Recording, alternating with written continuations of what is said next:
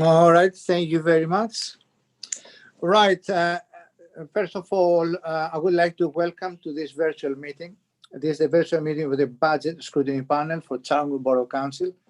And before I proceed, I will say this is actually the first time I'm chairing this meeting, and I would like actually Nikki to correct me every time I make a mistake in the running order, as she has already done. Thank you, Nikki. Now, a few bits and pieces before we start. Please note that this virtual meeting is being live streamed and recorded, and the recording will be made available on the Council's website. Under the openness of local government bodies regulation, people may film or record this meeting, and this is outside the Council's control. However, people wishing to film or record the meeting should do so in a way that does not disrupt the business of the meeting. Also, this meeting should not be disturbed by mobile phones, so please put the mobile phones on silent or deactivate them if you want. And we need to make sure actually that this meeting will be distraction free. Also, we need to turn off all smart speakers like Alexa, Siri, Cortana, etc. I don't have any of them, thank God, because all these systems actually record conversations and could breach the GDPR. As this is a virtual meeting, it will run slightly differently. You're already familiar with these things. Members will need to introduce themselves and state their name and confirm that they can hear and see the proceedings. This is important for the purposes of recording attendance and transparency of the meeting. I will do this by undertaking an alphabetical roll call. Members will use the raise hand feature in the participant section if they wish to speak, and will be allowed to do so in the queue system. So I may ask actually by asking each member to confirm verbally that they are present and they can see and hear the proceedings. And I will go with an alphabetical order.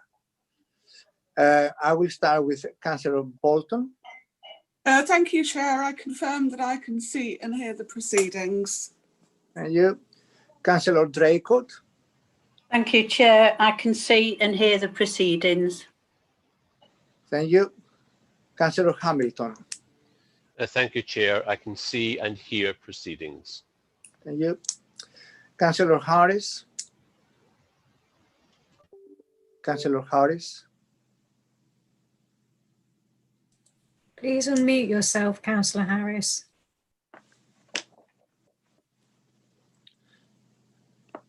Councillor Harris, you are on mute. You need to unmute yourself. There is a little icon at the bottom of the screen. That's lovely. Councillor Harris, can you hear us? Yes, I'm here. And can you hear and see us? I've got, yes, mostly. I can see everything, but I can't hear everything clearly. I've got to take this computer in. Sorry. Okay. Councillor Parsons. Yes, I can hear and see. Thank you. Councillor Seaton. Councillor Brandon Seaton, I can see and hear the proceedings. Thank you. Lovely. Thank you. And Mr. Angel, do I say this correct? Angel? Co-opted member? Mr. Angel?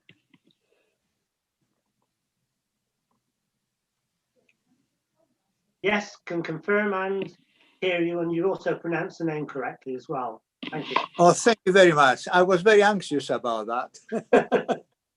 Thank you. Right, now I will actually go through our officers, and I would like each officer to confirm verbally that they are present and they can see and hear the proceedings. I will start with Simon Jackson, Strategic Director of Corporate Services. Simon.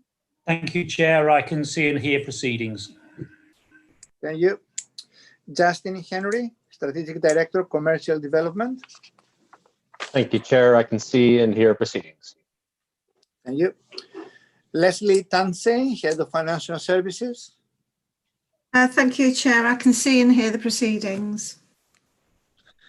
Councillor Barclay, lead member for Finance and Property. Thank you, Chair. I can see and hear proceedings. Thank you, Tom. Matt Godger, Information Development Manager. Thank you, Chair. I can hear and see proceedings. Thank you. Laura Strong, Democratic Services. Thank you, Chair. I can see and hear the proceedings. And last but not least, Nikki Conway, Democratic Services again. Thank you, Nikki? Chair. I can see and hear the proceedings.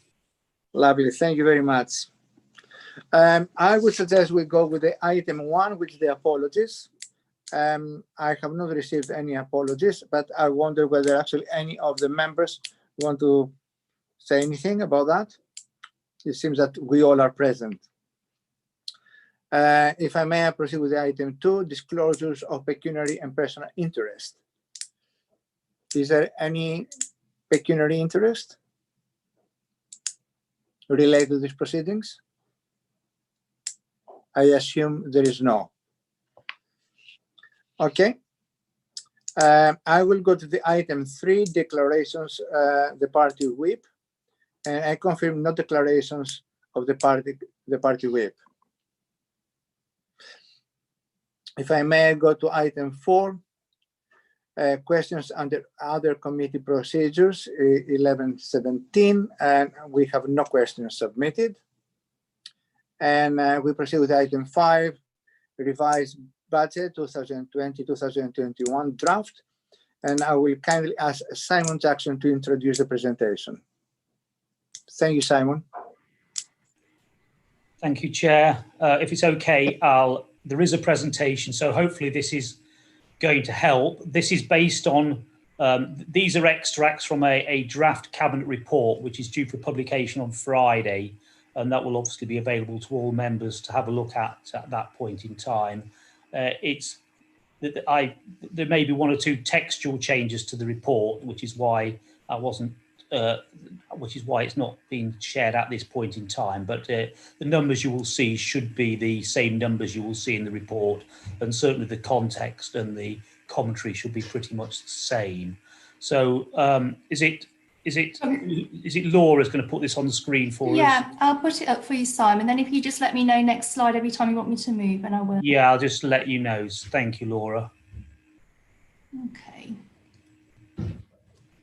So are you able to get it on the slideshow? Yeah, just bear with me. There we go. Right, thank you, Laura. So that's obviously the title. So what this slideshow covers actually is the revised budget for 2020 and the updated medium-term financial strategy for 2020 to 2023, which is a combined report, which, as I say, will be published on Friday. There's a brief commentary as well on the capital plan and capital strategy, which are also going to Cabinet on the 15th of October and then through to Council on the 9th of November. So what the idea of this is to help the panel, and hopefully it will help the panel with a view about where we are today as a council and what the sort of finance view of this. And I will ask if Councillor Barclay wants to add anything as we go along, or Leslie Tansey as we go along, or indeed if members have any questions, then please feel free to stop and we can discuss a point at that point in time. Okay, Laura, so next one. So that's just, they're the 4 elements I've just mentioned, and as I say, they're coming up to Cabinet and then Council. So if we maybe go to the next one. So hopefully you're able to read this, and this is what our revised budget says. So this is obviously the year that we're part the way through. There's a couple of areas that I've highlighted. So the first one is the total borough expenditure line. So the first sort of yellow blob on the right-hand side, which shows a figure of 3805 in brackets. And what that means is that based on the revised budget, our net expenditure is increasing by £3.8 million versus the original budget. So that's where that number comes from. And in a subsequent slide, there's a bit of an analysis of how that number's broken down. So hopefully you'll be able to see that shortly. What that means is, and there's some ins and outs and reserves, but what that means is that our contribution from the working balance this year will be 1.8 million, and that compares to 1.1 million, or the precise figure is 1069, which you can see that's there all highlighted in this on the second row, highlighted yellow. Simon, can I just ask, do you mean from reserves? Yes, from the working Yes. balance is our key reserve. Yes, absolutely. Reserves, yeah. Yep. And then down at the bottom, just to reconfirm that, the working balance at the 1st of April was 4.5 million, or 4498. If you look at the sort of the boxes on the right hand side of the bottom, then there's a yellow highlighted one which shows that 1.8 million we'd be using from that. Yeah. And then there's another couple of, there's a sort of another small transfer, and then there's a contribution to the LEP regarding the enterprise zone, and that's a large number which we'll get to later. But that would leave 1.7 million in the working balance at the end of this year. So that would be the projection as at the 31st of March 2021. And the 1.7 million is below the £2 million that I, as Section 151 officer, believe was an appropriate minimum. But when there's a bit further on where we can maybe put that into context and hopefully gain some understanding. So maybe if we're all okay with that, maybe we can move on. Simon, Councillor Seaton's got her little blue hand up. I don't know. Oh, sorry, I can't see the hand. No, I don't think everyone can see everything with the slides, but she's got a question before we move. If you could, please do stop me. Yes, Councillor Seaton. Okay. It's just, no, that's fine. It's just really for my understanding of the things. I would just like you to roughly go through, because there's some things I can understand and some things I can't, and it's not worth me being here if I don't understand it all. So revenue contributions to capital. Yes. Initially 213, and then you've got zeros. So what is that? So that's where we buy capital items. So we make capital expenditure out of the revenue budget. So that's the revenue. The 213 was last year, and we've not budgeted to do that. We didn't budget to do that this year, and we're still not budgeting to do that. In practice, there may be a bit that arises before the year end, and that will appear in the outturn. But at the moment, that's what that's about. Okay, so the 227 interest paid, that's explanatory in itself. But then you've got less interest on balances. Yes. What exactly is that? Why is it? That's the money we earn because we have a lot of cash. We put that on money markets overnight, and there's various other types of investment. And actually, we sort of, I think that's sort of, we talk about that in a little bit more detail in the capital strategy, in other documents, and it's part of using some of those balances to sort of help our returns and undertake some commercialism activities. But basically, at any one point in time, we have a lot of cash, so typically about £60 million in our various accounts, and obviously we try and earn interest on that. So we've got a very old loan. So the interest paid is a very, very old loan of 240,000, which costs us £240,000 a year, which was taken out in 1984, and that's always the same figure basically. But we gain interest, which is why the interest on balances is a number that comes the other way and reduces our total borough expenditure. If you can see how those numbers work. So the less is a positive. It is in that context. It is in that particular instance, yes. Yes. Oh, thank you. And I think the rest, it was just really that. I couldn't see it as a negative, although it said less, so that was confusing me. So that fine. Thank you. Okay. So if you and please do stop me for understanding. It is helpful those questions, I think. So try the next one then, Laura. See where we get to. Will do. Just want to check with the chair. He's got his hand. You've got your hand raised, Councillor. Yes, I have actually. Just a very brief question. Looking to the numbers, the major change between the original budget and the revised budget is actually where we say DCLG COVID income loss claim Yes. and DCLG COVID emergency grant. So Yes. effectively, the major change from the original budget to the revised budget is actually this approximately 3-point-something million pounds, Yes. which is because of COVID. Am I wrong? No, you're right. Apologies. Yes, that's something.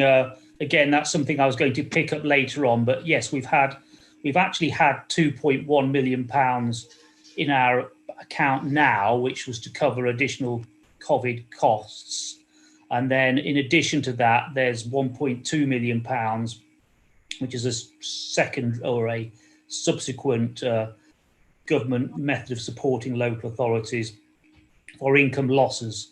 And that's an estimate, because that's an estimate of what the total claim will be at the end of the year. So we're actually just completing a claim now.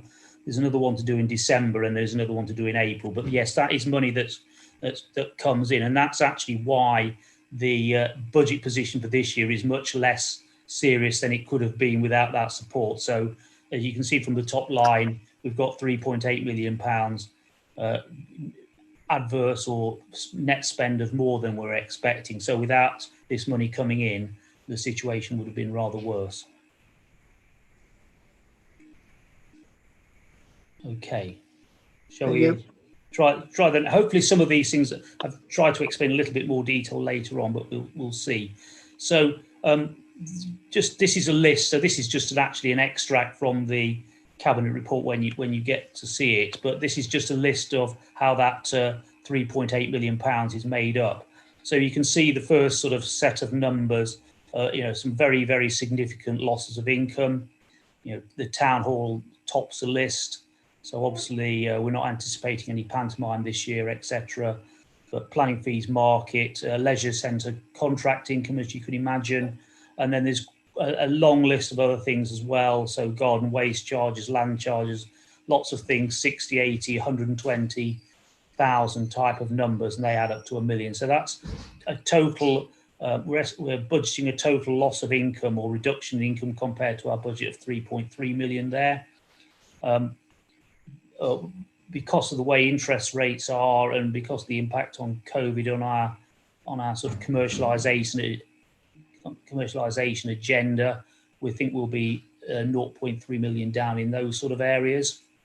We have managed to find some savings in the year. So the first line is, obviously, as the town hall's not going to be open, that 0.5 million there, the offset reduction town hall cost, relates to sort of mainly artist fees that we won't be paying. Obviously, if we're not having a pantomime, we're basically not paying for the production. Leslie and the finance team have done a lot of work on the salary budget and our level of vacancies. So because of that detail, we're able to take out 0.7 million of cost this year on that area. And then the minimum provision saving, that really is something of a technical matter arising from the clarification of our minimum revenue provision policy. So in a way, there's two things have happened with that. One is we've actually, because of what we've done with the capital plan, we've actually reduced the total minimum revenue provision charges that we will have to pay. But what this does in a way is it actually says we don't have to pay it this year, because the way the policy works, in future there will be less than $500,000 to pay, but it's also a bit of a deferral as well. So it's just a clarification of the policy, but which is that we don't take a charge until the year after an asset's purchased. So when the budget was originally put together, we did have a pro rata charge in there, but that's now come out. So that equates to 1.7 million pounds worth of saving. Simon, can I just ask a couple of questions there? Sure. On the in-year cost savings, are you saying the first one then, that the town hall is likely to be closed long term? I think that's what we're budgeting for. I think we've already concluded that we're not able to do the pantomime this year. That's obviously the biggest money spinner. And so this year those numbers do reflect the shows that aren't going to be happening. So when you say long term, that's a moot point. But certainly the remainder of this year, and as I say, the pantomime's the big earner in there, and I think we've concluded definitively we're not having a pantomime, so that probably represents a big chunk of those costs. So the second one then, when you're talking about salary savings, yeah, right, that's what, £700,000? Yes. That's an awful lot of staff savings. So how many posts are we talking about? That must be a considerable chunk into the council, and services not being delivered. So well, it's not actually, but maybe I'll ask Leslie to talk about that. But the way our budget is structured, it tends to be on a sort of a 100% basis. So assuming all the posts are filled 100% of the time. But over the years, what we've found is there's a lot of as a result of restructures, and for example, people going down from 5 days to 4 days to 3 days a week. We've got the people in post are actually only working 3 and 4 days a week, but we're still budgeting for 5 days a week. So actually, what Leslie and the team have done is a very big exercise trawling through these things to find some of those in this year. So it is an in-year saving, but I think when we get to the MTFS, we'll be looking to carry that forward into next year. The other thing that does, of course, reflect is the fact that we've had vacancies that we've not filled, and there is also a sort of a vacancy factor in there as well. So I will ask Leslie if you want to add anything to my explanation there. Thank you, Simon. Just to follow that up, Councillor Draycott, as Simon said, we always build in a managed vacancy factor into our budgets anyway, so that's within the 700,000. We did a period 4 monitoring exercise, which sort of teased out quite a few of these revised budget figures. And we'd already made the full year's managed vacancy factor at period 4. So we've actually felt that 700,000 is a sort of a realistic figure for the whole of the year. So that includes 300,000 that we'd already included as part of the original budget anyway. But we are looking at the managed vacancies savings. And as Simon has said, instead of having a quicker turnaround of sort of people leaving and people being recruited, we've had perhaps a slower turnaround at this point. So that just reflects that, really. okay, I mean, I just find that odd then that you've been budgeting for 100%, knowing that that's not always going to be arrived at. And now you're saying that there's staff who are, say, working 3 days a week, and that 100% has never kind of been recalculated every year. So presumably then you've had money kind of that's not been touched and possibly used for other things. So that will there'll be consequences of doing that, won't there? I think, in fairness, we've the last few years we have had a managed vacancy provision, so we have understood there has been an issue there, so we have accounted for it. It's probably true to say though that there has been some cash floating around in that area, and I think that's one of the reasons why we've got a history of underspend. So until last year is obviously not the case, but if you were to go back 3, 4, 5 years, we've had a history of underspend, and that's where it's arisen. So actually this year, say Leslie and the team this was not a sort of half an hour's exercise. It was a very substantial piece of work going through all our salaries line by line, and we've got probably 600 staff, etc. And trawling through spreadsheets, but the net result obviously was there was obviously a bit more in there, which clearly was what we were hoping when we started the exercise. So I'd take the point that some of it was in there anyway, and some of it would no doubt have been used for other things, and some of it obviously is used for agency costs as well. So it's not a completely simple analysis, but I think certainly we feel the exercise is obviously well worth doing, and that's a number that's come out. And then when we get to do the next year's budget, we'll obviously be looking to have a very close look and keep that well controlled, so that we can put maybe a more accurate number in next year's budget. Okay, thank you. Simon, before you move on, Councillor Parsons had his hand up, and then Mr. Angel. Right, okay.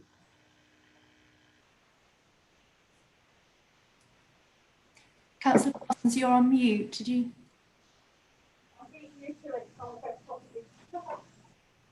Yeah, can you hear me, Simon? Oh, I can do now, yes, thank you. Okay, two questions, Simon, Mr. Jackson, if I may. The first one is can I just clarify for people, just in general, MRP is a good thing, because MRP is money paid from the revenue account to replenish borrowing that we have made. So it's an important point for later on when we get to discussing the capital points. MRP is not a bad thing. So two questions, one just relating to this slide. The MRP provision, is most of that $500,000 because we're deferring MRP on a lump of money that's been moved across a boundary, or is it MRP because we're changing the nature of the borrowing to not pay MRP?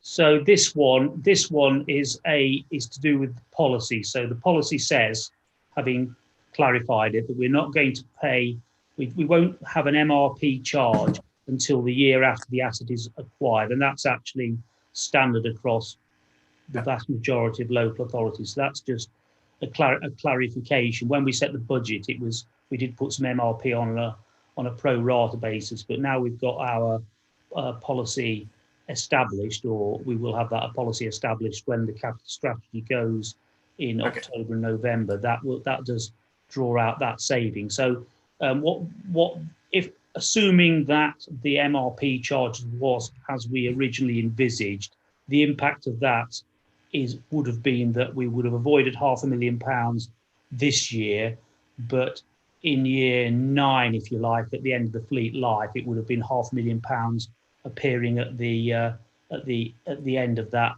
at the end of the MRP charge. So it sort of moves. So it does relate to the fleet. It does relate to the fleet. Okay. It does relate to the fleet. When we get on, we've also that £500,000 is basically a pro rata charge, or was a pro rata charge, based on the £600,000 a year, which was the sort of original basis of the budget calculation. When we get to it, we'll see that we've managed to reduce. We've basically managed to halve that by what we've done in the capital plan. So there's two things going on. This is a deferral bit of it. Okay, that's fine, because we'll deal with the fleet and the bits. Yeah. My second question just relates back to the interest on the revenue account, on the general account. Last year, I think we would all perceive we had quite a good year with interest against reserves, and we took £227,000 in last year's outturn accounts on the general fund. Yeah. In what I would consider to be a reducing interest marketplace, situation where our treasury is likely to have less money in it because we're going to use some of it for borrowing, for example. We'll probably use part of it for the fleet. I'm guessing we'll be holding less money for other authorities, other statutory bodies. We're predicting to do 240,000 of interest. Should I believe that? I think it's 300,000 actually, 240,000. I think the last slide said 240 this year. Right, okay. And we did 227 last year, which we all thought was pretty good, with good portfolio performance, which I doubt we're going to get this year.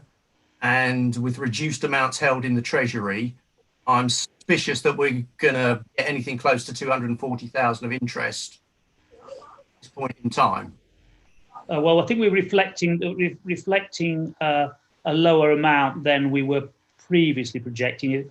Just the way the cash flows work, though, we haven't actually seen any reduction in our cash holdings as of at this point in time, and we are. And in terms of interest rates, I think we were obviously hoping that they were going to. And actually, in terms of cash, we've probably got more than we were necessarily thinking, which obviously helps us. The interest rates haven't maybe gone up or are not projected to go up as we originally thought. But this, in a way, this is the budget, so we're halfway through the year in this one, which is where the sort of, we've got the line about reduction in budgeted interest and commercial interest. So that's that's where we are. I think So I think this year the numbers we've got in the revised budget we think are reasonable. Next year I think we'd need to have a harder look at it as we go through the MTFS. But I just said, Simon and Councillor Parsons, some of the investments that we've got in the portfolio, we were quite lucky to have some of those sort of invested for a period of time at a good rate before COVID and the interest rates went down. So we have got some. We've held on to some good rates, and as Simon has said, that we had got quite a lot of government funding coming in, which obviously we had 2 million or 3 million in. We had 30 million actually for the business grants to start with. We had 2 million in for the emergency fund. So our balances have not actually depleted much in the first half year of the Treasury management, but we have actually reduced it. I don't know on the previous slide, Laura, could you just yeah, can we go back, Laura? I'm not sure I recognise that. On slide, I think we have brought it down to 300,000. Yeah, the 240,000 is interest paid actually. Yeah, the interest received is 300,000, Councillor Parsons. Oh, I see. Okay, my mistake. My apology. Yeah, no, So that's we were saying 500, and we're now saying 300. So that's okay. something that makes sense. Certainly something we've got to keep our eye on, though, because as I say, like you've just said, obviously using some of the balances for investments, but it's certainly what we have to do is do a return. A government return sort of a quarterly, so we've got our eye on what the interest is being earned on a yeah, that makes sense, because last year we did 562. Yeah. We did 562 last year, and we were forecasting, we budgeted last year for 390, and that's what I said. I knew we felt we'd had a good year last year on interest in terms of how we performed. Yeah, I mean, in terms of their cash holding, it's held up pretty well to date. In terms of interest, obviously, I haven't actually in the revised MTFS. I haven't actually put in an economic outlook, but it's very volatile, and I'm sure reading the newspapers you get a sense of where we are on interest rates. At what point in the cycle would we expect to see council taxes, which incorporates some of the money we hold in Treasury from the statutory money that we collect, to start to see that deplete, or to start to see that go down? So the collection rate at the moment, is not much down on target. So it's only about from memory, about 0.9% below what we were anticipating. So not significant at the moment. Obviously, we're watching it. So the next big thing possibly is the end of the furlough scheme, where we could start to see people get made redundant, etc. So that may start to have an impact on the council tax in the new year. So obviously we're watching that. We're a little bit down, but not significantly at the moment. So I think how the pandemic plays out and how the economy recovers are going to be the big things there. I think we'll probably have a better view sort of February, March time about what the impact of council tax would be, and that will. And I think the big impacts will probably start flowing through into the Treasury next year, if and when they happen. Okay, thank you. Simon, Mr. Angel's still got his hand. Yeah, sure. Yes, just to please. Yeah. please. Thank you, Chair. Can you hear me first of all? Yes, thank you. Yes, thank you, Good. Mr. Angel.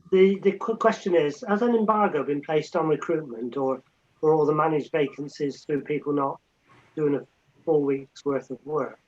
No. So there isn't a formal embargo. We have got a senior leadership team process whereby if anyone does want to recruit to the vacancy, they have to ask us, and we approve or otherwise, depending on the nature of that request. So it's not an embargo, but there is a process by an added step in it, if you like, whereby we're trying to manage it. And even when recruitment requests are approved, there is always a caveat that obviously as we go into the budget cycle, we may need to reduce the headcount. So the fact that we've approved a post at this point in time does not mean to say it's approved for the sort of foreseeable future. So, but that's the process we have in place at the moment. Thank you. That's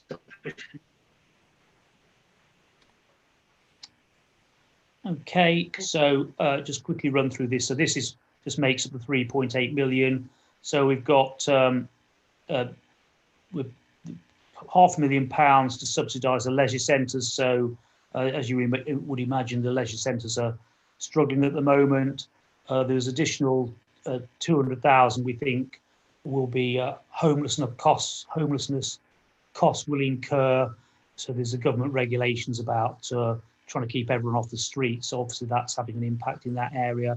And then there's sort of 0.6 million of various other costs. So the principal one is probably the community hub and staffing that up and distribution of food parcels. But there's some quite a bit of communications, etc., letters to residents. So that makes 1.3 million of directly attributable COVID costs. And then other costs, we've got other cost pressures, supported living and housing benefits. So I'm not quite sure to what extent you might be aware of this. This is a very difficult one for us. That 0.4 million pressure is on top of a budgeted cost of about £500,000. So this item is costing us 900,000. It's just something we can't do anything about. But basically, where people in supported living accommodation, so often people who are sort of maybe have drug and alcohol problems, we have charities that take them in and look after them, which is all very laudable, of course. But because of the anomaly, if I'll put it like that, in the housing benefit rules, we can't recover all of the costs of the housing benefit we pay out. So we pay out a lot of housing benefit to these individuals in these establishments, but we're only able to recover a small part of it. And the reason why we are, nationally, we are particularly affected by this is just actually the nature of establishments. So we've got the former Six Hills Hotel on the Fossway at Six Hills. That's one of these establishments. As a former hotel, there's lots of rooms. If that was on the other side of the road, it would be Melton's problems and not ours. So it's just luck of the draw, really. But unfortunately, with those organisations, it being charities rather than registered social landlords, this creates this expense. That's a very difficult one for us. And then there's some additional insurance costs related to the building revaluations, and then there's some other bits and pieces making up the balancing 0.1 million there. So that's where the 3.8 million comes from. So hopefully that gives a flavour of the sort of issues between the original and the revised budget. Okay. Could I just come in there, please, on the last slide? Could we just see that again? I know that we're having some training on council tax coming up, and I know that we've been asked for areas that we are lacking in knowledge, and I would say supported living that you've just said is something that members are lacking in knowledge of. And I would request that we have a little bit more training in that, please. If it just be noted, thank you. Yes, through you, Chair, I will take that away and note that as I'm liaising with the training provider on the topics for that training. Thank you. Thank you. Okay. Just additional comments on the budget. Sorry, Simon, can I just say on the assisted living budget, I know that's an issue for councils, right? But it is a national issue that was being took up with the government before COVID-19, right? It's a necessary budget because of the good work that it does. And we shouldn't forget that. Although it affects our budgets, it's doing a very good job, right? So just to make that point, Chair. Yeah, okay. It is a national issue, but the impact is not even amongst local authorities. No, I accept that. Yeah. So for us, it's 900,000. For some of our neighbouring authorities, it's sort of little or nothing. And it is, and the way it works is. Does certainly from our perspective does seem unfair, but yes, the local government association are taking it up, and we've been in contact with them to try and lobby for this, because actually our view is it's a housing benefit that should be refunded by the DWP. Actually, there's no question about the work. There's no question about the work being done, though, and no, I think we all as members, though, we need to be aware of this. When people ask us what our council tax goes towards, we're very easy at saying grass cutting and this, that and the other. So it would be good to say that we also support this and pay into this. So members do need to be aware. And I imagine a lot aren't. Yeah, Kerry Barnshaw's done a lot of work on this, actually. And there's quite... It's probably not for today, but if people are interested, I think we've got quite a lot of detail, and we can do a pretty thorough briefing in this, I think, if councillors are interested. So, Simon, before you move on, I've got Councillor Harris had her hand up, then Councillor Barclay, and then Councillor Bolton. Right. Councillor Harris, would you unmute yourself? Thank you.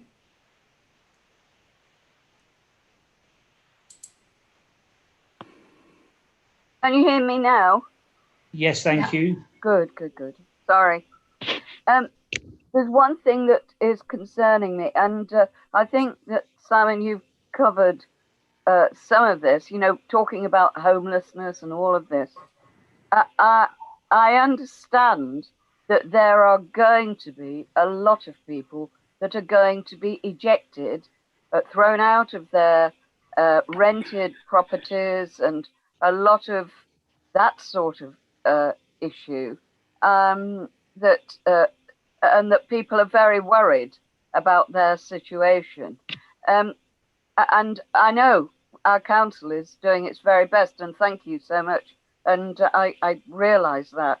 But how can that be helped or supported? That's got to be a national government issue as well. And, we're talking about money for the Charnwood Borough Council, but this has got to be, a national government issue. How do we support that national,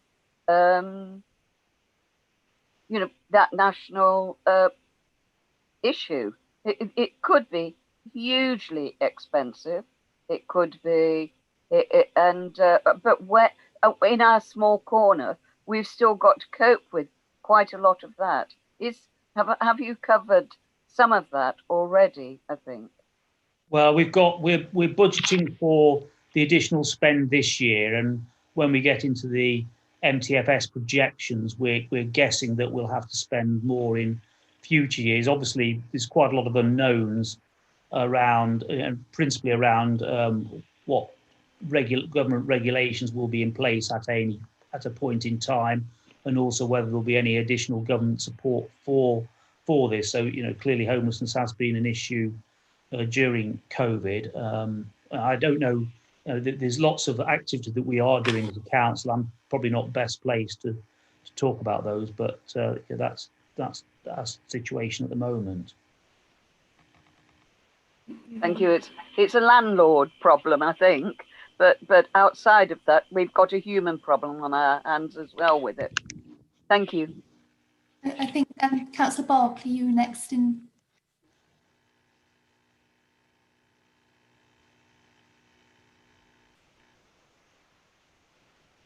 Thank you, Chair. As regards the supporting living housing benefit, it is a necessary cost.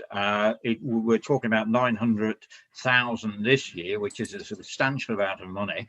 One of the difficulties we have got is a couple of the centres that are providing facilities for people who are suffering from the effects of drug abuse and everything else are centred in Charnwood.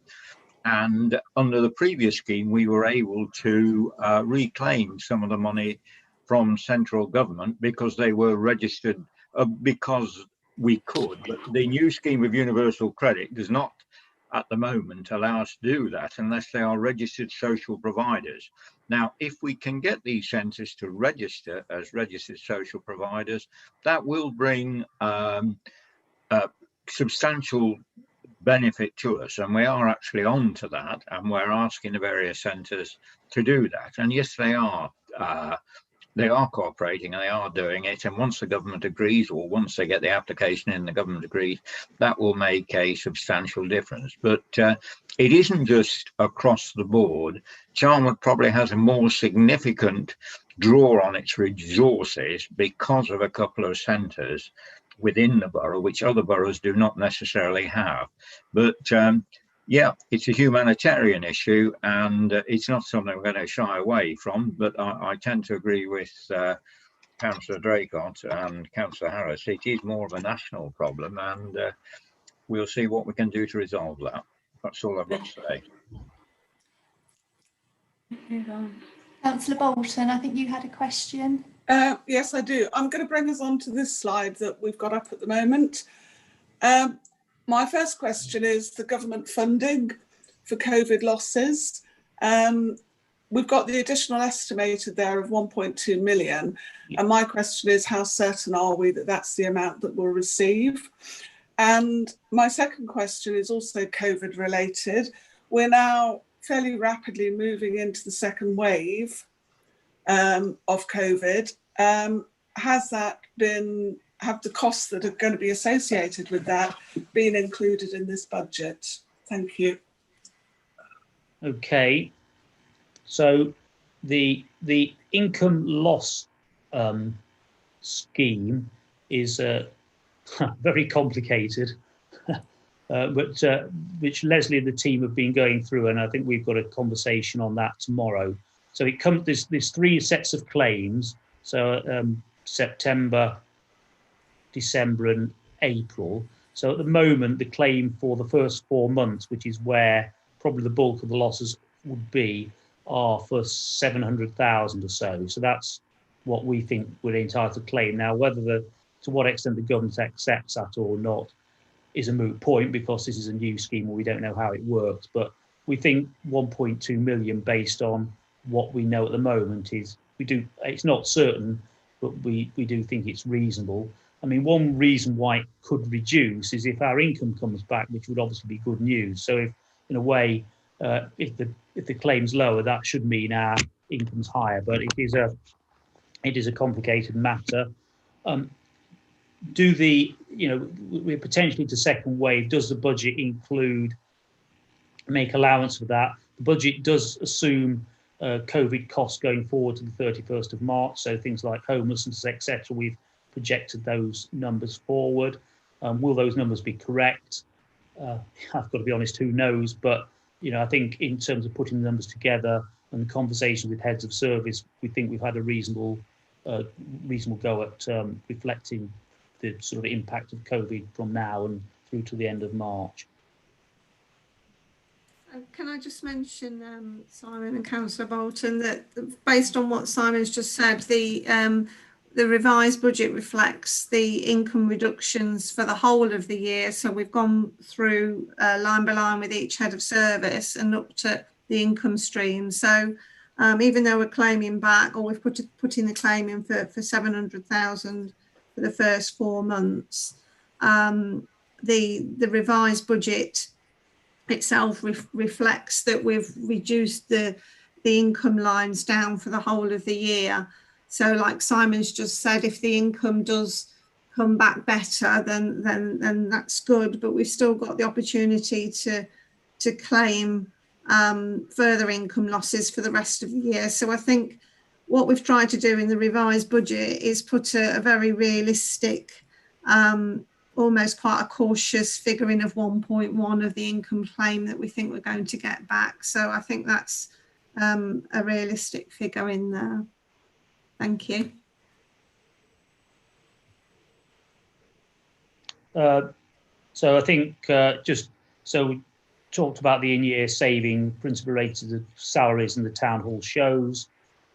Just one point to make, there's no change in the underlying service configuration in this year, and it's not on the slide, but obviously there's no change in, we're not doing a sort of mid-year change in council tax. I think that would, I haven't checked, but I'm sort of fairly sure that would be illegal in any event. And then just showing that we're additional use of the working balance of another 700,000 or so. Okay, that's the next one. Housing revenue accounts generally under less pressure than the general fund, but it is impacted by COVID. So because of the way COVID was, and obviously the difficulty in getting in and out of properties, there was an increasing empty properties that required letting, so there's an increase in voids, so that was 0.4 million, and as a result of that there's some council tax liability that we had to bear on that, and obviously because we've been both because of the government and also our own sort of decision making, we've been less robust with the enforcement than we possibly might have otherwise have been. And so we're attributing to 200,000 of that, and then that doesn't quite add up to the 0.8 million, but there's 100 or so thousand of other bits and pieces in there. But that's so the HRA is under less pressure than the general fund, but need to acknowledge really that it certainly has been affected by COVID. Okay, so this is the MTFS. What you see here is what you see here is the sort of 2021 figures. They are the budgeted figures, so the use of working balances there of 1.8 million. So that was a previous number we quoted.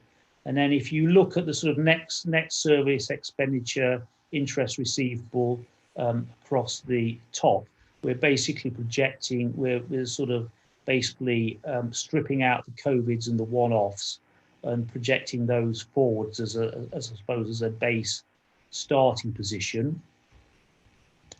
We're then looking at service pressures. So the first line of that is contractual, which is essentially Serco on the environmental services. We've got ID Verde on open spaces and Capita on revenues and benefits, and the most of that contractual pressure actually relates to Serco.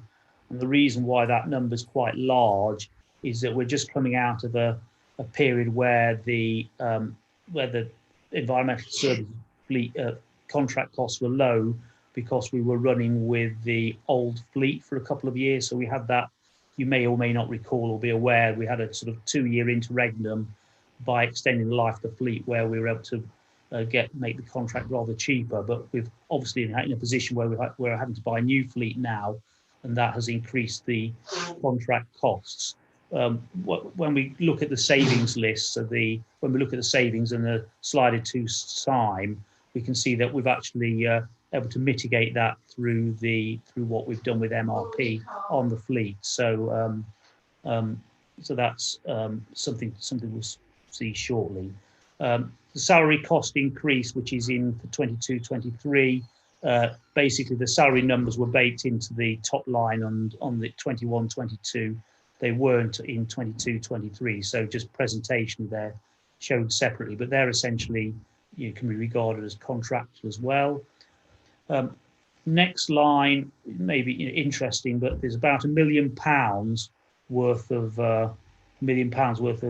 additional costs we're projecting into next year, which is due to COVID, principally around loss of income. So, and this is maybe sort of a big problem area for us, but we're expecting £1 million of COVID costs next year, and flowing through into the year after, we're still thinking we're going to see a £400,000 impact in 22-23. Now, obviously, that's quite speculative at the moment, but they're the estimates we've put together, and they're what the numbers look like. And for me, I couldn't necessarily say they were right, but it does sort of have the feel of being reasonable. But yeah, again, maybe your guesses and our opinions are equally as valid as mine. And then other maybe structural issues we've got with the budget there in the other service pressures there listed, the 593. And when there is a sort of a more detailed analysis of that in the slide or two time you can have a look at.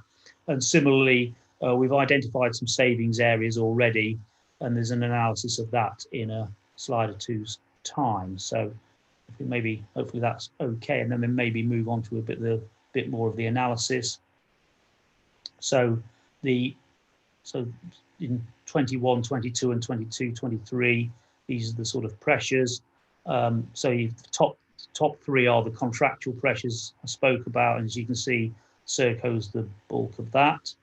Then we've got the general salary cost increase, and then in terms of the sort of COVID stuff, you can see mainly loss of income, so leisure, markets, town hall again, car parking, and then at the bottom we're obviously projecting some additional homelessness costs that will continue.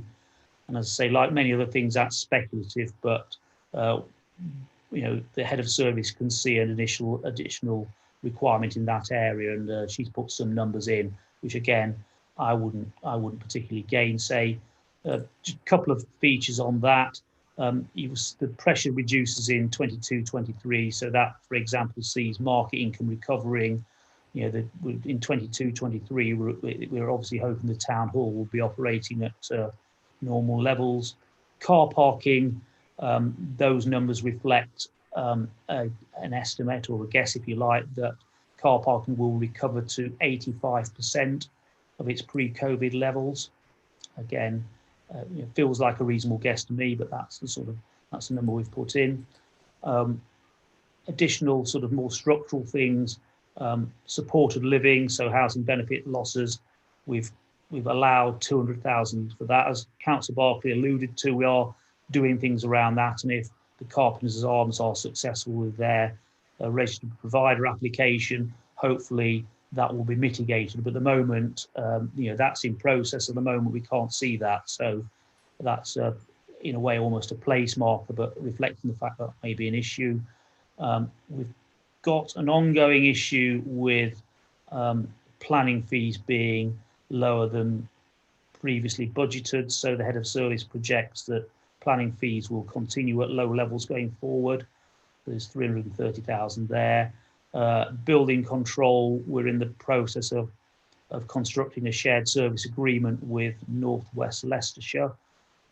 So we're anticipating a 50,000 pressure in year one, then that disappears, and then there's some bits and pieces around community grants as well. But that's a sort of a quick tour through the main service pressures we're projecting at the moment. Just to say in those areas. Jill Bolton joined the meeting.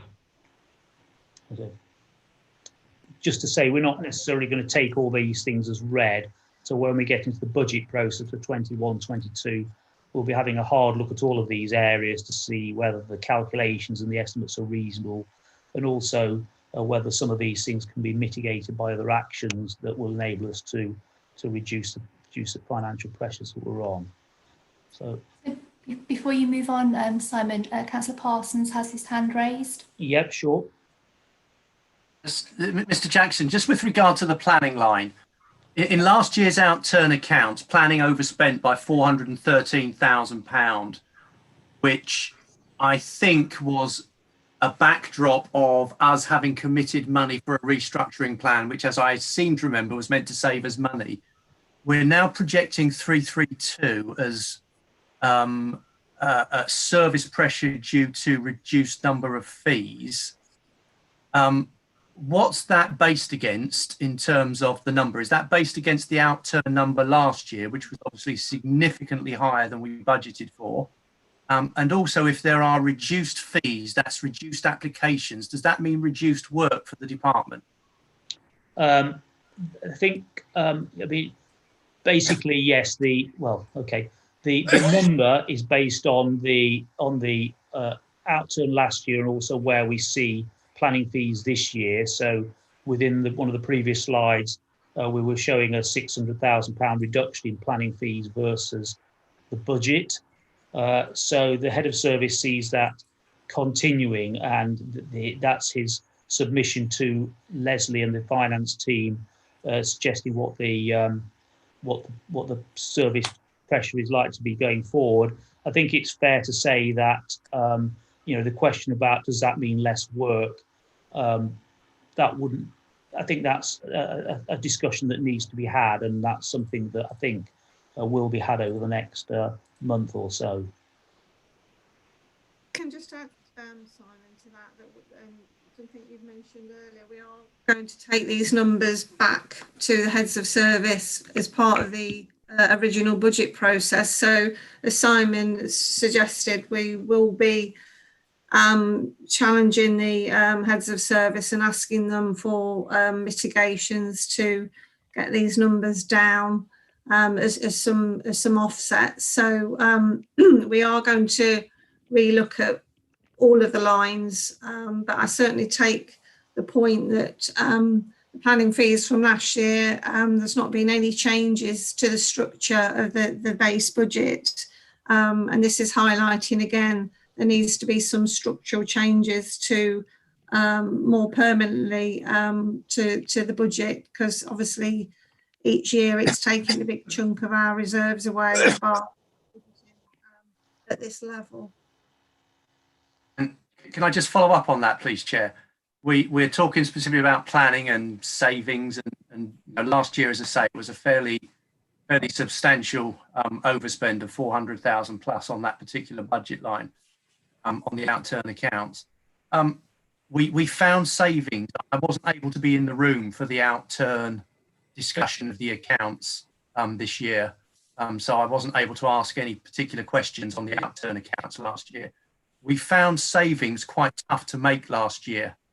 And I can remember late on in the year, we were still battling away to find structural savings that we built in, not just convenient underspends or, we did a bit less there, but the structured saving plans that we put together last year. We were really battling to make those savings quite late on in the year. And we're building in quite substantive savings on the previous slide in years 2 and 3 going forward. Is something going to change in terms of our methodology and confidence in finding those savings? Or are we now at the point where we're going to start to look for some really serious structural changes to the way we operate the council in terms of that scale? I think we were talking to hundreds of thousands last year, and there was 300,000 here, and we're now sort of 1.2 million type saving points. And I'm just concerned that we're thinking well ahead of time, knowing how hard it is. Certainly last year, late on in the year, when I was still able to be involved at that point, how hard we were finding it to find savings and nail down those structured built-in savings, those ongoing savings we were looking for. Yeah, we've got a program this time at the moment, which we are putting into place. I think, to be fair, we were going to do so anyway. Obviously, COVID's got in the way, but that will include and does include a service review program, and that's actually underway. We've had the first paperwork back, so as that's something, for example, that we will see, and I think as a panel you will see as well coming through in the draft budget in December. So when those papers are done, the strands of work also include things like, well, obviously you would expect to include commercialisation, procurement, use of our assets, and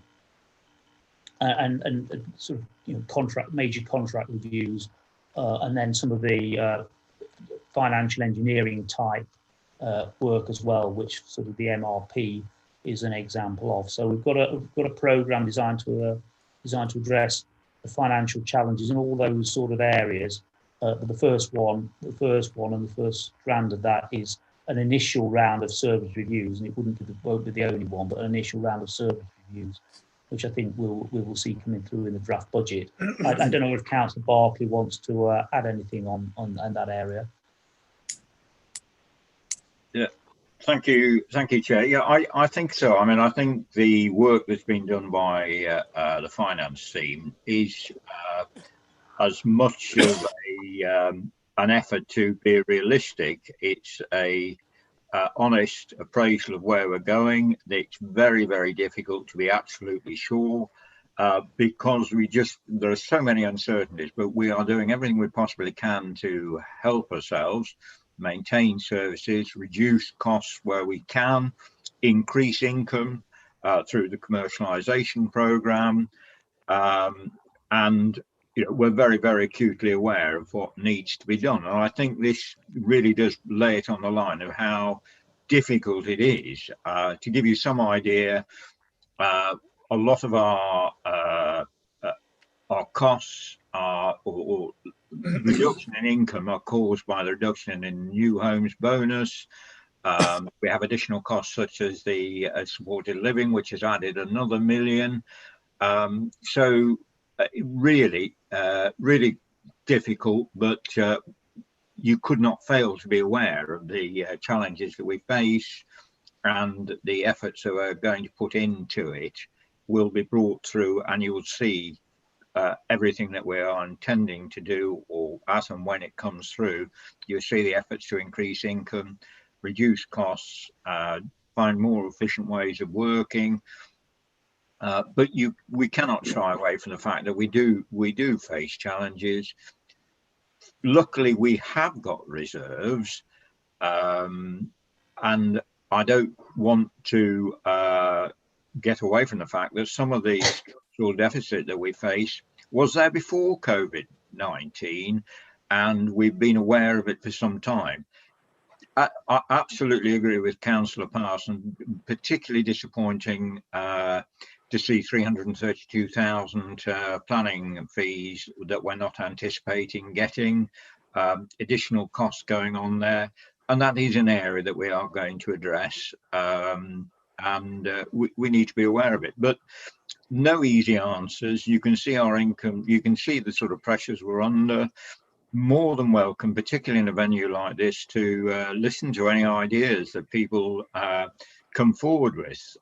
We've got plenty of ideas of what we want to do, and my feeling are that I can't tell you what impact the second wave of the COVID is going to have on us.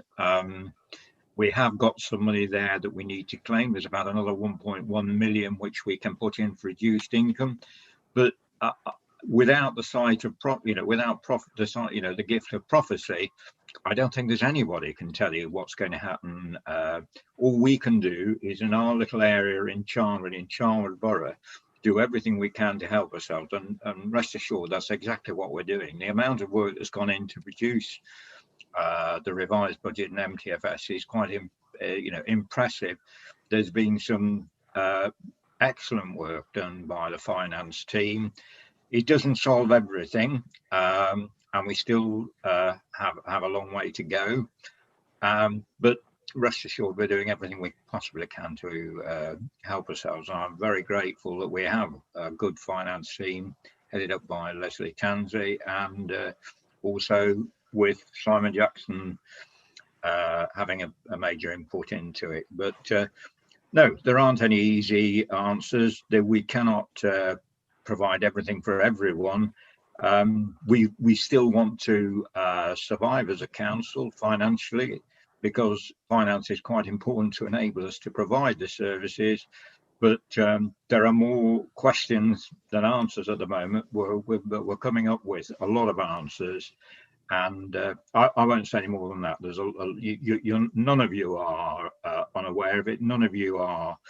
You can see the figures in front of you, and more and more will come forward as we go towards the new financial year. You'll see the figures that we, the increased income, reduced costs. Well, I hope you will, and we will keep everybody fully advised. And I think, honest with you is very important, and that's what we will do.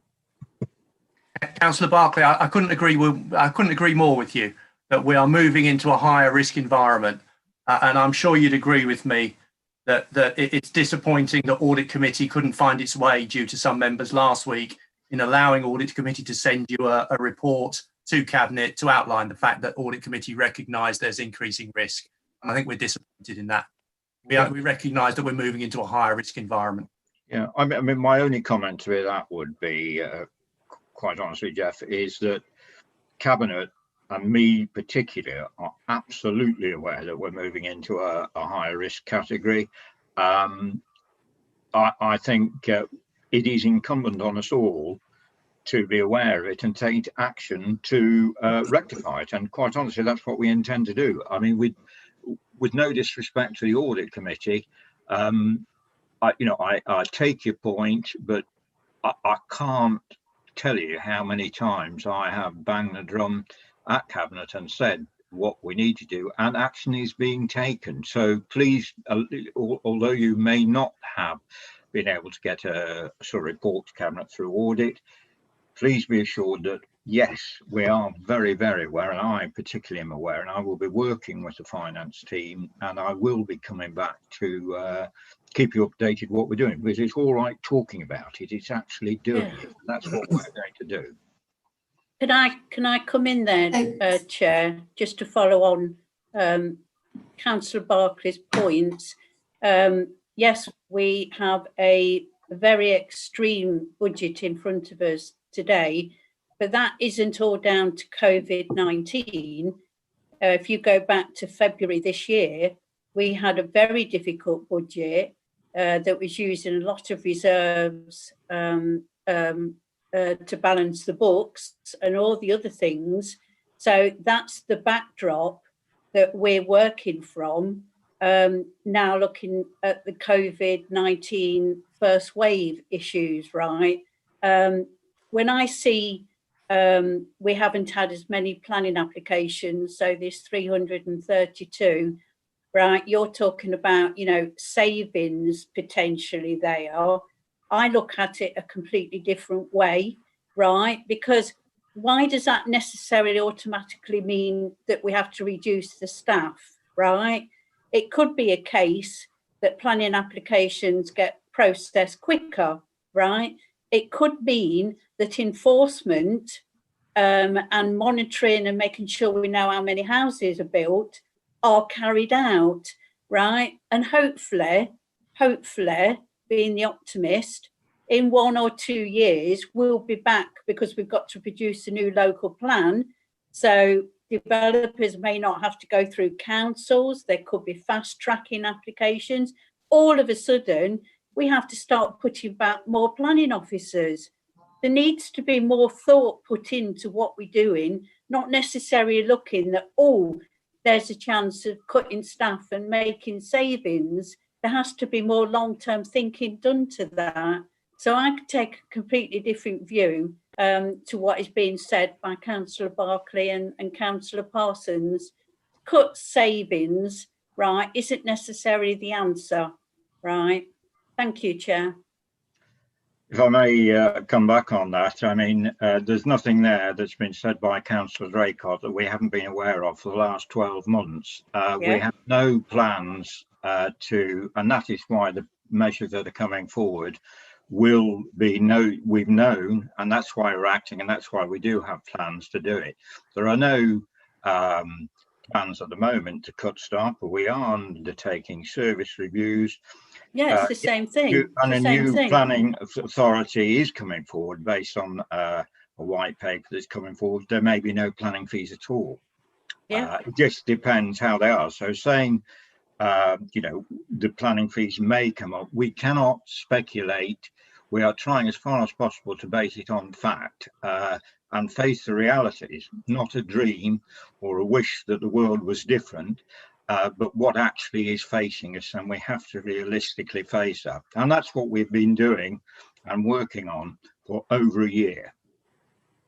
Well, it's not a dream, Councillor Barclay, I can assure you. Can we move on, please, Chair? Oh, thank you. Yeah. Where are we with the presentation at the moment? Because actually, this actually is very challenging and it takes quite a long time. Where are we with the presentation, Simon? Simon? Yeah. Sorry, I was muted. I can go through it quite quickly, actually. It's just a question of... yeah, because it seems we are in item 5 and we have 2 more long items. Right, okay. Well, I will be quick. And then maybe the answer is I will be quick and then maybe pick up questions at the end. Maybe that is a way of... That would be the best option, because you see, it seems actually we have a lot of discussions in the middle of the presentation. Yeah, so the savings we've got. So in a way, it's a shame about COVID, because if we hadn't had those additional COVID costs we're projecting, we have actually identified with savings. So again, some of these are more certain than others, but actually they're a reasonably robust list in my view. So I think based on where we are with commercial property investment, I think there's a good chance that we'll be able to make a contribution of £400,000 towards the general fund with our efforts over the next few months. There's some smaller areas around fees and charges which were in the transformation and efficiency plan in the previous MTFS. We've got the MRP saving around environmental services, which is actually a combination of MRP, which is the bulk of that, about 300,000, but there's also by internally borrowing rather than externally borrowing, there's some interest savings versus budgets going forward as well. There's other corporate savings, which is sort of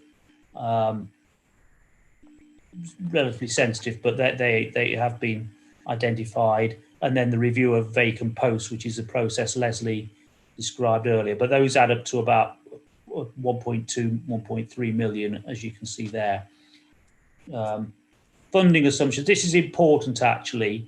So what we've assumed is the government funding will be in line with what we've had this year, but that's pretty much that's pretty much based on the fact we've got no information really, rather than we have got much in the way of intelligence about what the government intends going forward. So council tax and Loughborough special, sort of 2% year-on-year increase, which is sort of in line with what we expect the capping rules to be. Business rates, we're assuming they would tend to rise by inflation, but we're amending that to what we describe as a safety net position. So the minimum amount the government would give us based on our settlement. So that's what we're assuming. We're assuming new homes bonus, which was due to finish the year before last. It was supposed to finish in, the scheme was essentially supposed to finish in 31 March 2020, but we've had an additional year. So we're assuming it's sort of going to carry on. But if it doesn't and the government decides that's not what it wants to do, there's a £2 million risk in there. For example, the government could get rid of it and make the funding up through other areas. But just to say, there is a funding risk exists, and it would be wrong of me not to draw your attention to that.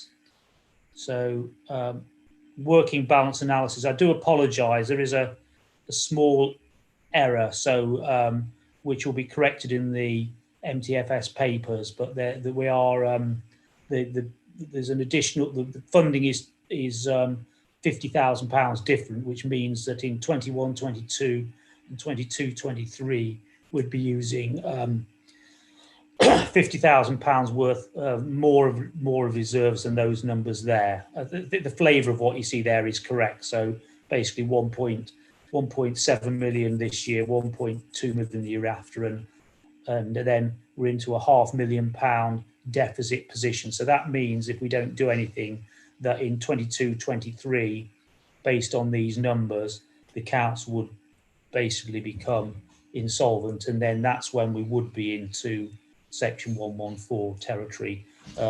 So the situation is serious. It's not yet critical, but I think the next 18 months will be very, very important for us to make sure we take the actions that gets us back towards financial sustainability.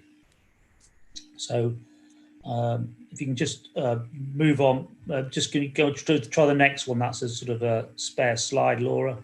Yeah, so this is just a summary of it. So the capital plan, again, I think you've got the full paper here, but we've got half of the environmental services fleet to be funded from reserves, and then those items there to be added on. So the commercial property to town deal and enterprise zone forward funding, we've added that to the capital plan and also to the capital strategy, which I think is basically what the next slide says from memory, Laura. So you see, oh no, sorry, apologies. There's what we did with the capital plan so we could fund the fleet is take quite a lot of items out. So in that list, which I will concede you might find slightly difficult to read, but what we've within that long list, there's £300,000 additional funding that's required for the new cemetery, and then we're taking money out on building repairs and some of our carbon management projects. And it's probably important to say that's for now and not necessarily forever, but a lot of that is reflected in the fact that looking at our accommodation, we think that we need to vacate Southfields, which again was something that was on the agenda before COVID, is now probably much more on the agenda, both so we can reduce our office accommodation costs and obviously our sort of carbon emissions, etc. as well. So those are some of the things that are reflected in that list. So I won't go through that in any more detail.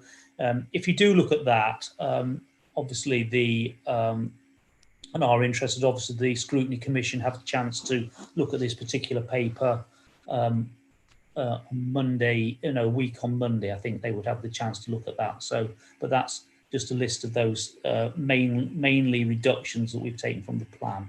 And then the last one I think is the capital strategy, Laura, which is we went through this to some extent at audit committee, but again, updated treasury management strategy to give us some additional flexibility, and then those prospective prudential borrowing around commercial property, the town deal and EZ forward funding. And just to reiterate on those, if the opportunities come along, then we've got the capability of borrowing the money, but if they don't, we won't. So I think that's it, Laura. So maybe pick up any last questions from that race through the last half dozen or so slides. So hopefully that was okay. Thank you, Chair. Thank you. Just to clarify, you see from your presentation, I understand you have covered item 5 and item 6 here, because you see your part of your presentation is about the revised capital plan 2020-2023. Yes, it is. So I've covered those items as well, Chair. You have got on the capital plan, there is the draft cabinet report in your papers, but yeah, obviously there's any more questions, but I just thought it was worth, to be honest, I thought probably the revised budget and the MTFS were maybe of more relevance to this meeting, but the capital plan and capital strategy are part of a suite of documents that we are taking forward. So I did want to acknowledge that. No, I do hope we are taking the next report, Chair, because these are the headlines.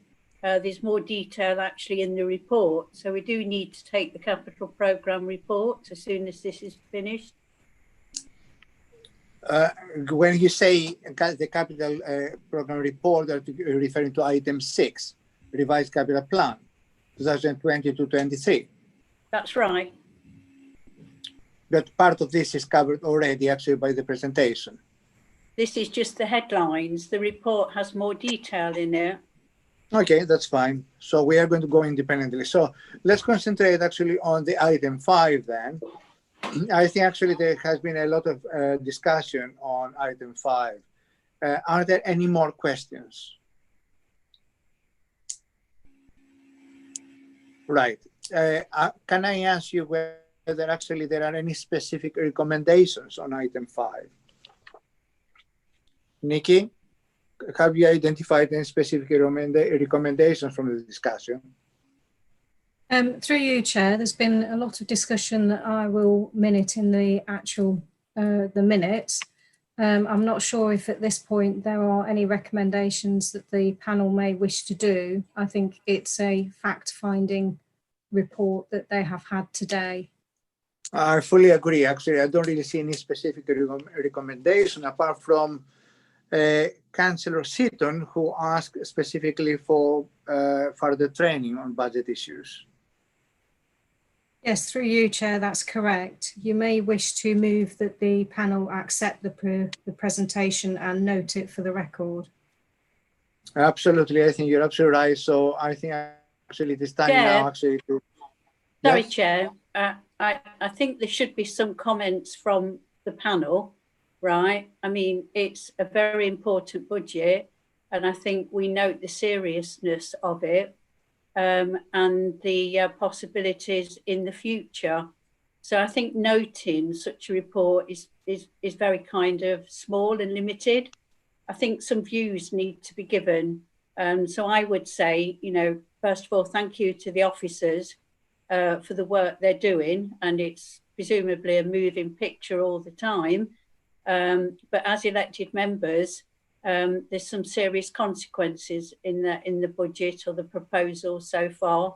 They're noted, and we await the cabinet report. I think something like that needs to be said rather than just noting this particular budget. Probably as well acknowledging that there is decisions that have probably got to be made that further down the line after the fact finding that may be uncomfortable.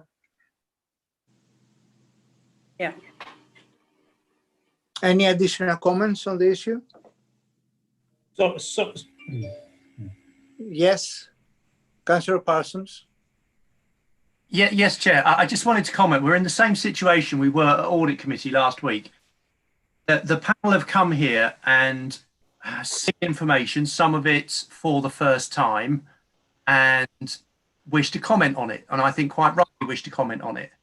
And pressure was placed on us, and other members last week decided to propose not to try and send anything because pressure was put on us to try and draft a commentary of our views on the night. Well, personally speaking, I can't do that in 5 seconds. If I have to draft a 2 or 3 page commentary on what we've just discussed and our views and feed that back to Cabinet, I need time to do that.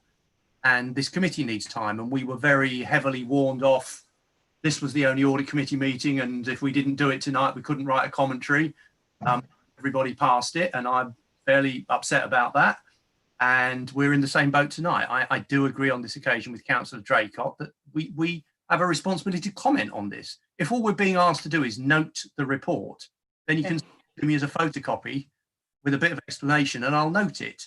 If you're asking me to have a view, which I think I want to express, and this committee wants to express, then we need time to compile something to respond. And that was the same situation last week.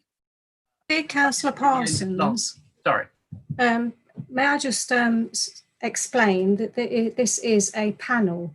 So the purposes of a panel meeting is that you're collecting information.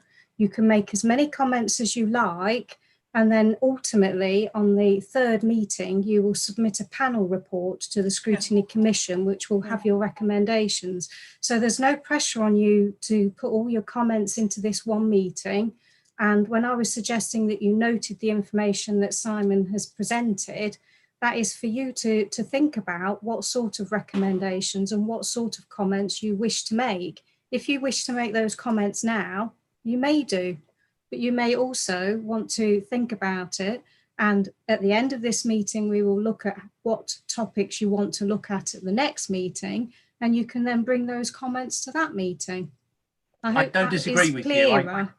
I don't disagree with you, except it's the timetable.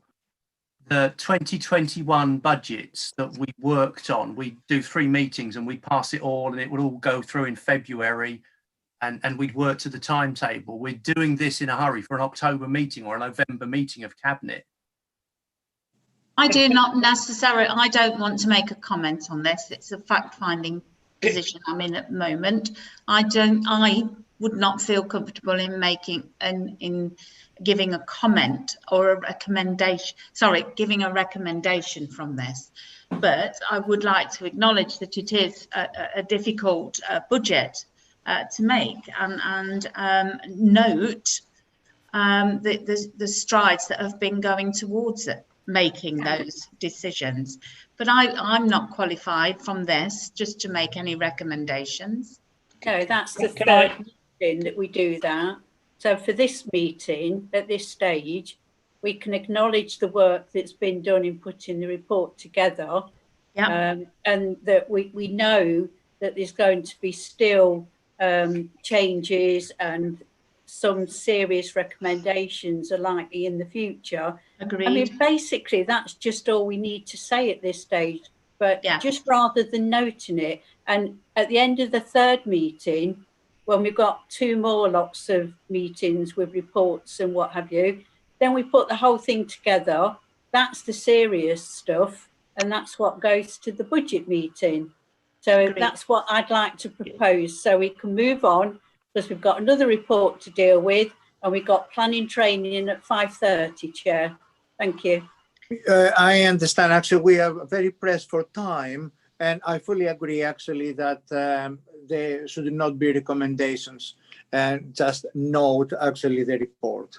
Do we all agree with this one? Or do you Well, we're want not to just noting the report, we're making some notes, aren't we? And I'm sure Nikki's written it down. And I've just asked for training or information to the members, council members, about the supported living. It wasn't necessarily to make any comments on it, but I think we need to be made aware of that housing benefit loss and what we do contribute towards supported living. Yeah. Could I just clarify, Chair? Maybe it's my fault for not making this clear at the beginning. So this budget scrutiny panel, it's a process of scrutinising the 2021-22 budget. So that's the bit that's what this is about. So this meeting, if you like, I think historically we'd have had a look at the outturn and had some sort of discussions about the information available. It just so happens that this year we've got the information from the revised budget and the updated MTFS and other documents that we are bringing this year at this time because of COVID. So this is information that's being done now, which is being presented to the panel now, but it really is a sort of state of the financial state of the council at this point in time as a background, the panel to help inform them as they scrutinise the 2021-22 budget going forward. If councillors want to, so obviously councillors can make whatever comments they like. The way to comment on these reports specifically actually is via Scrutiny Commission, then it goes to Cabinet, potentially then and then on to council. So they're the sort of forums for these particular reports that we've been through tonight to be discussed further by councillors if you so wish. This as Nikki described, this is a panel to get that information and understand and help inform future meetings and the development of the 21-22 budget. At this stage, I would like to ask Nikki's opinion on how we progress from this point onward, because you see, this is actually a pretty extremely long discussion, and I don't really feel many members are happy. So, Nikki, can I have your advice on this? So, through you, Chair, I believe that you've got 2 proposals from the discussion that's been you've had during this item. So there was a proposal by Councillor Seaton that she would like to put forward that there are training of councillors on supported living and that they are made aware of the situation that we are in that area. And there was also a proposal by Councillor Draycott and also supported by Councillor Seaton, that we acknowledge the work that's been done by officers with the 2020-21 budget, revised budget, and that you're aware that there are still some changes that are going to be happening and that there are serious recommendations that are going to be in the future. Thank you, Nikki. So should we actually put both recommendations in one process, or you want to go independently? Because I would like to ask each member to confirm verbally whether they agree. Yeah, we can put them together, Chair. Okay, let's put them together then, and I will ask actually each member whether they agree or not. Can we start with Councillor Bolton? Through you, Chair, I think Councillor Bolton has been having some trouble with her internet connection, and she has been dropping in and out, and it looks like she's not actually present at the moment. That's fine. Councillor Draycott. Thank you, Chair. Councillor Draycott, I agree.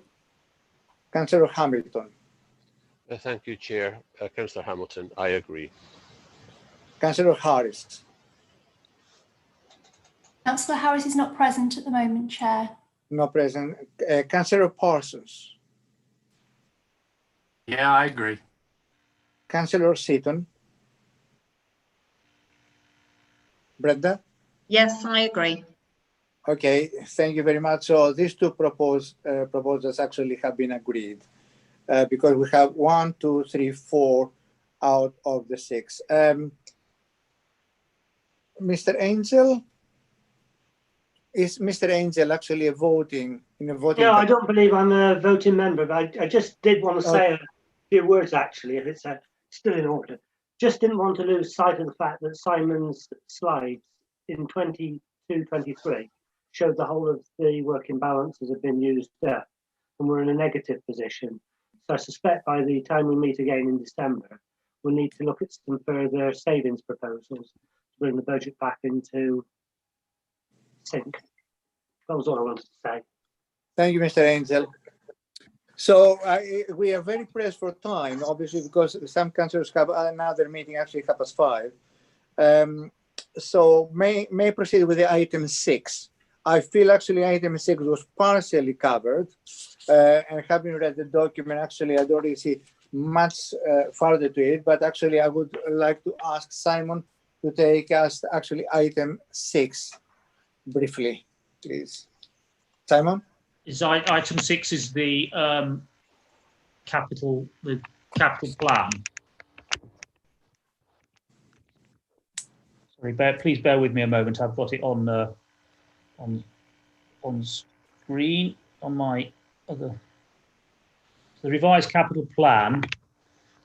So what we've done is we've got the new. What we did was we took the last year of the old capital plan, that was sort of the 2018 to 21 plan, and the original new capital plan 2020 to 2023.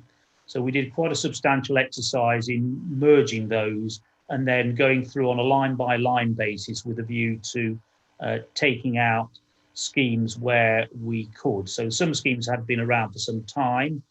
We have a history of not necessarily delivering on the capital plan, so there was that sort of view was taken as well.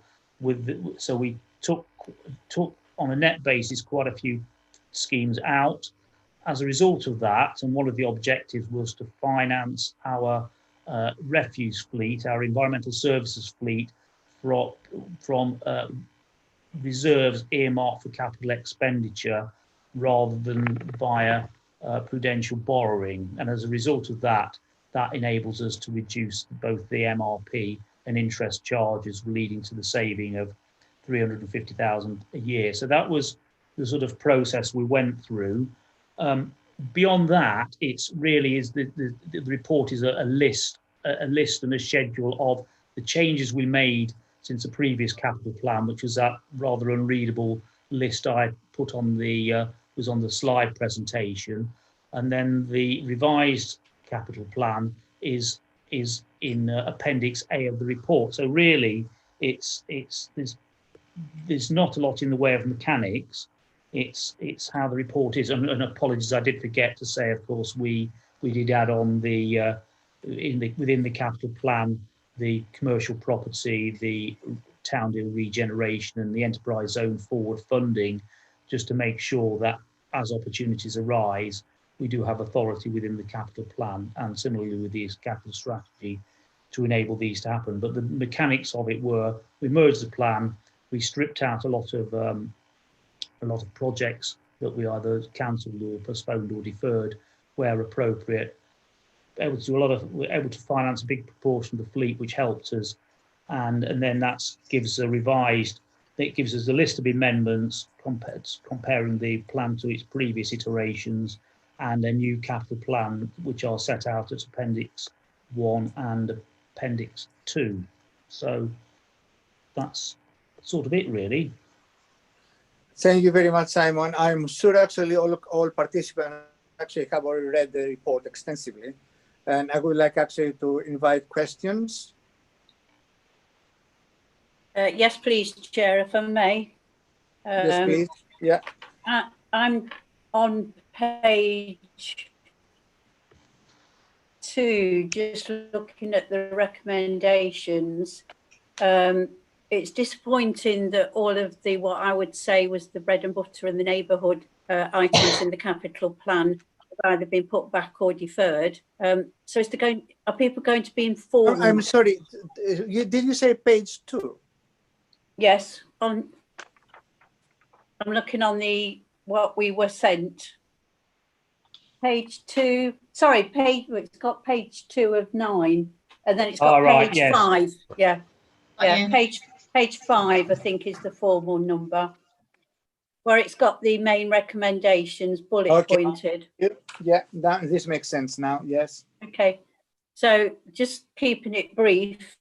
Like I say, disappointing it seems that it's all the local schemes that have been removed, either deferred or what have you. So are members or local groups, communities who've been involved going to be informed of those decisions? My second question is about the environmental services fleet. I do remember how that started, and it was quite controversial. And it was kind of settled with members that it was going to come out of prudential borrowing and not out of the council's money. But this is now saying it's going to come out of reserves. So what would have happened if we hadn't have done that? If the money was still prudential borrowing, and then the new item, which is going to be prudential borrowing, would that have been too unacceptable?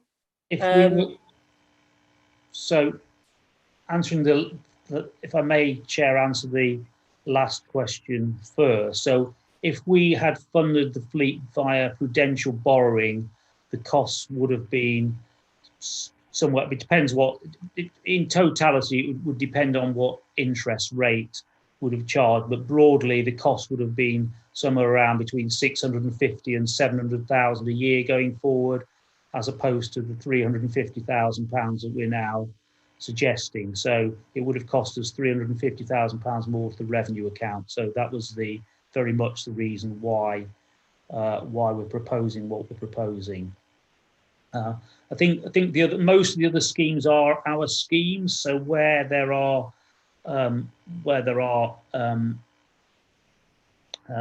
it is a scheme operated or a Section 106 scheme project managed by a parish council, for example, those schemes won't have been affected. They are schemes that are under the council's gift, and we've been through it on heads of service have been through this on a line by line basis, and they believe that it's appropriate for us to cancel or defer those particular schemes. So I couldn't tell you definitively on every one, but there has been a very detailed exercise that was undertaken in this case. Okay, and then one final question then, Chair. Recommendation to increase the amount for commercial property acquisitions from 10 million to 25 million. In February, we were in with a chance in purchasing commercial properties. in view of the situation we're now in, and that the government may well stop councils from purchasing commercial properties because some councils are in real dire straits because of that. Is this high risk actually still going down this road? Or you know, have you got some sort of magic that you think it might work with? Because to me, it just seems high risk with what's going on at the moment. Thank you, Chair. So I think two things there from me, Councillor Draycott. One is, if the government tells us to stop doing it, we'll stop doing it. So that, you know, if the regulations require us to stop, then obviously we will do, just to be clear on that.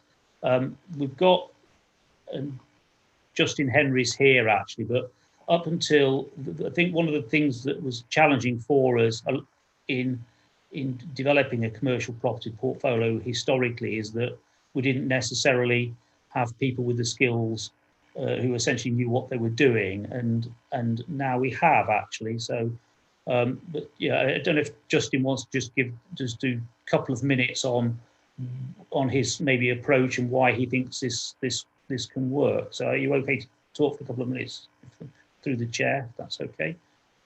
Through you, Chair. Yes, thank you, Simon. Happy to go ahead and address a few of those. It's probably worth noting as a bit of background that much of the issue that many councils have found themselves in difficulty with commercial property investment is not necessarily down to the activity themselves, but the type of assets and due diligence they've actually undertaken in acquiring those assets. Namely exposure to quite a lot of retail environments, town center shopping centers, and others. And that's where the vast majority of the risk is actually entered into, even in light of the current situation. Now, with any acquisition, there's a significant amount of due diligence which is done both on the property as well as the tenant and their commercial viability, their financial viability. So it's not only a property evaluation, but also an economic evaluation of their viability from that perspective, and that is monitored and will be monitored moving forward. So from that perspective, a lot of that risk can be mitigated simply by asking some of the very difficult questions and searching out the answers. And there is an entire defined process which actually addresses that. It's probably worth noting that even those authorities that have made headlines, such as Spelthorne, where a lot of their quite large debt holdings have been criticized, are still recovering the vast majority of their rents. And certainly in terms of authorities that I've worked for in the past are still quite secure in recovering their rents. And that's not to say that problems don't happen, but it's about having a plan in terms of monitoring, managing, and resolving those difficulties actively. It requires training amongst members. And certainly in terms of, I would recommend to members that we do training for audit committee, for scrutiny committee throughout, so that they actually understand the ins and outs, as it were, of that particular process. But until there is a definitive restriction on the activity, and I just want to remind members that we are entitled under law, we have powers under law to acquire property. We have had those since 1972. So it is certainly not a new thing, and councils have long generated surplus income to support their general fund budgets under those powers from 1972. So this is not by any way, shape, or form a new activity. Lovely. Are there any more questions on the matter? Councillor Parsons. Last year, panel recommendation 6 from the Budget Scrutiny panel reads as follows. Regarding increasing revenue generation, there is a need to match investment amounts with returns and at the level the investment opportunity may require. There is a feeling at present within the Budget Scrutiny panel that random amounts of money are being committed or allocated for general, as yet unspecified revenue generation, rather than revenue generation ideas which might deliver the agreed and required return, then being appropriately funded and the investment amount being allocated and agreed. The crux of that statement was made by the panel last year because there was a sense that we were doing things the wrong way round. We were allocating a large sum of money to get a return, rather than saying our future budget is X, the gap is Y, we need to allocate this size of investment to generate Y as a return. And that's what the crux of that statement was last year. We've been asked, I'm not being asked to make a decision on this paper tonight, thank goodness, because I couldn't support it if I was being asked to make a decision, because I don't have the detail on the extra millions being allocated here, 10 to 25 million on one of the lines, other large sums of money. So I'm noting it, I see it, but I'm not being asked to make a decision on it, thank goodness, because I'd be voting against it if I was, because I don't have the detail. I don't know and have seen no explanation as to why we're going for an extra 15 million and what level of return we need and what gap that's filling. I know there's a gap as to why it's not 50 million that we're going for. I have no explanation and no coherent story. I've seen a figure appear in a capital account. I understand from this document we're going to spend 52 million pounds between the 14th of August and the year end, if I believe what it says in this document. So we've got 52 million going out the door between the 14th of August, when this is actuals, and the year end in April. So I'm quite looking forward to that outturn account. What I believe is that we've just got the numbers in. Let's see what the investment really looks like. But I feel still the explanation and the rationale is not the right way round. I'm being asked at some point down the line on a full council, I'm going to be asked to put my hand in the air for a very large sum of money. Now, I believe in commercialisation. I'm not against the principle, but I need the explanation to come from the other end, not just give me a sum of money and say we're going to try and get some revenue. I need to know precisely what revenue we're after, the risk profile and the strategy around the assets or the things we're going to buy to generate that revenue, and the risk associated with it. In that whole profile, I cannot put my hand up to a random large sum of money on behalf of the public and just go, that's okay, yeah, let's have a good shot at it. We're the wrong way round. Panel recommendation 6 last year was meant to negate that. And that's very much what the panel were trying to say last year. If I may, actually, I kind of agree with Councillor Parsons. I would like to ask a question, and actually I just make a recommendation on my side.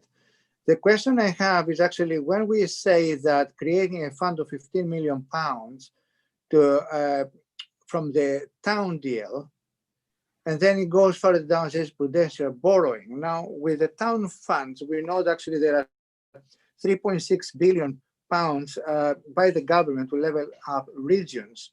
Now, if actually there is funding from the government for the town deals, why we need borrowing? This is my question before I go to my recommendation.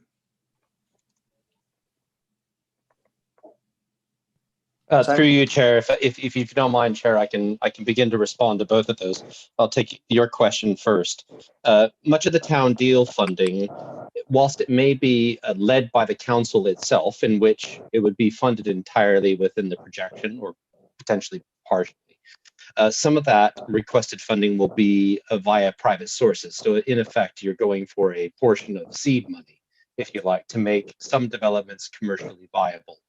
So from that perspective, if for example, an entity wanted to develop a particular project and they required seed money to make that project commercially viable, they would ask for some funding from the town deal to make that work. Likewise, if the council wanted to make something commercially viable, it might also request the same seed money, where there would then be the balance that could potentially be borrowing. From that perspective, there will always be a business case that backs these ideas up, and it's all supported by the Treasury Green Book in terms of its level of rigor and its level of understanding before these things would ever be presented and approved by members at council or any other body that might come. Does that help you with that understanding? But we say we are going to borrow 15 million pounds here. Is any money coming from the government? Yes, Councillor. Yes, Chair. Money will come from the government from that perspective if it's awarded by MHCLG. but it could be that the schemes that we want to do are actually larger than that. And to make them commercially viable, we need some of that town deal money. It's all about satisfying aspirations and delivering on that. Just because it's in the capital plan doesn't mean that it will be spent. It's simply saying that we have the headroom to make those decisions based on good business case to actually deliver those projects. So if I may progress actually with my suggestion, my recommendation, because I agree with Councillor Parsons, we are talking about actually here an increase of £15 million from the commercial and property acquisition. We are talking £15 million from the town deal, and we are talking £15 million from the enterprise zone, with a bit of an alleviation by £2.4 million from capital schemes. So if you put it together, we're talking about actually 40-point-something million pounds in this paragraph. And I would suggest actually, not now, of course, but actually in the near future, actually to have a breakdown of benefits, what we try to achieve with each, massive money budget, and where we're going to have some profit, which are the risks, which are liabilities, and more importantly, what is the risk actually that we end up actually increasing the council tax to counteract these expenses. You're entirely right, Chair. And just to reiterate, any scheme, so just because an element is in the capital plan doesn't mean that you will spend, that the council will spend that money. It is simply authorization to go up to a level. But before any scheme can be brought forward, there needs to be a decision taken. And that decision must be supported by a robust business case, which would lay out what the likely returns are, what the full costs are, what the market testing is being. So this is simply a case of saying that there is an authorized limit, but it's still subject to further scrutiny and further decision moving forward. So from that perspective, we're simply opening the door of opportunity, but we're certainly not making any decision on any particular scheme at this point in time. Does that help? Jack, can I just ask a question that might help? What's our second meeting going to be looking at? I'm thinking maybe this report could go to our second meeting with some more detailing and information. So I wonder, Nikki, what's our second meeting going to actually have on the agenda? That was something that we were going to discuss at the end. I think I would defer to Simon in terms of what sort of items you might want to consider. But I think what you need to clarify is whether you can have a breakdown of benefits and what you're trying to achieve and the risks and the profits on what is a sum of money that's being potentially put aside, but there aren't any projects that are currently allocated to that money. So I don't know how generic the information might be. I think that's something that you need to clarify with the officers.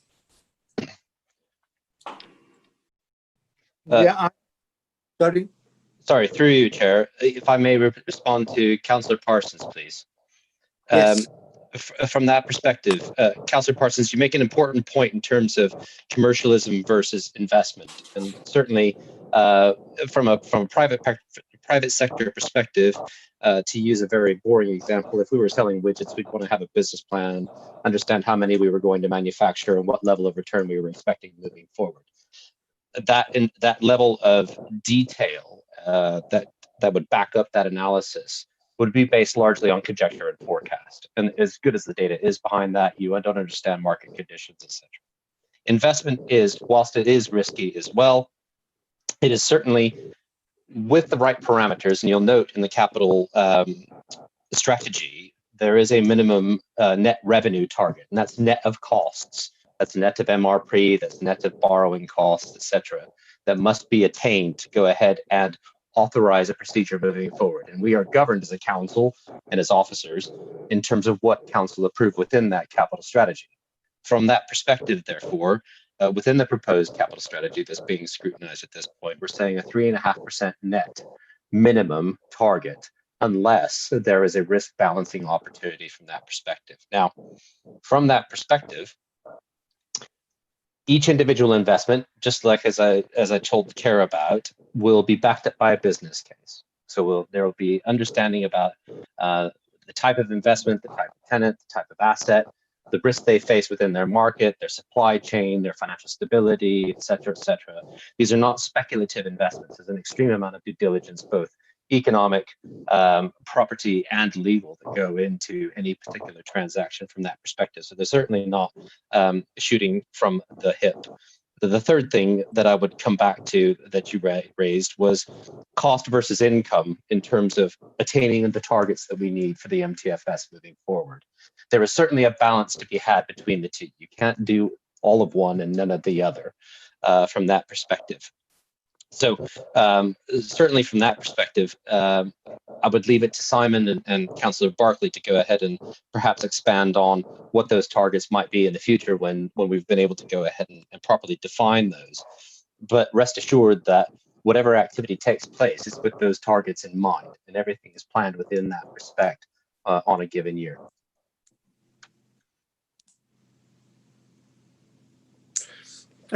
Councillor Barclay, do you want to make any comment? Yeah, I will do. I mean, common sense dictates that exactly as the commercial director has said, that every case will be full.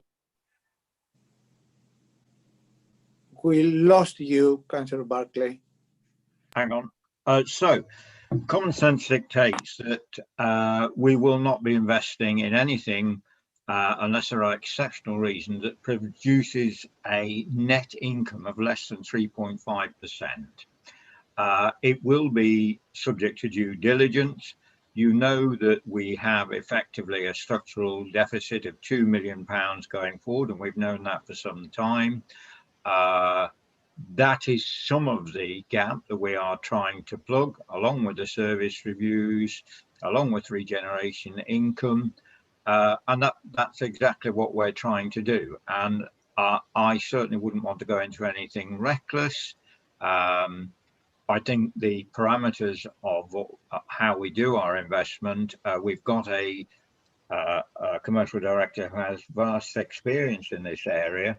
I don't think we had that before, and I was not comfortable. We have somebody who has a lot of experience in this area, and I'm very pleased that the committee is looking at it in detail. But I think the reality of it is the parameters and what we're looking for can be clearly set out, and maybe that would be something for the next scrutiny panel or the next budgets panel to have a look at, so they can understand exactly where we're going and what we intend to do. But I'm certainly not averse to us increasing the limit. We're not just going to do it willy-nilly. The investments or anything we do will come forward and will be available for all councillors in due course to see what's happened. Thank you, Councillor Barclay. I think actually it is Councillor Seaton first, and I think Councillor Hamilton. Councillor Hamilton, are you raising your hand? Yes, I am, yes. Okay, so Councillor Seaton first. Thank you.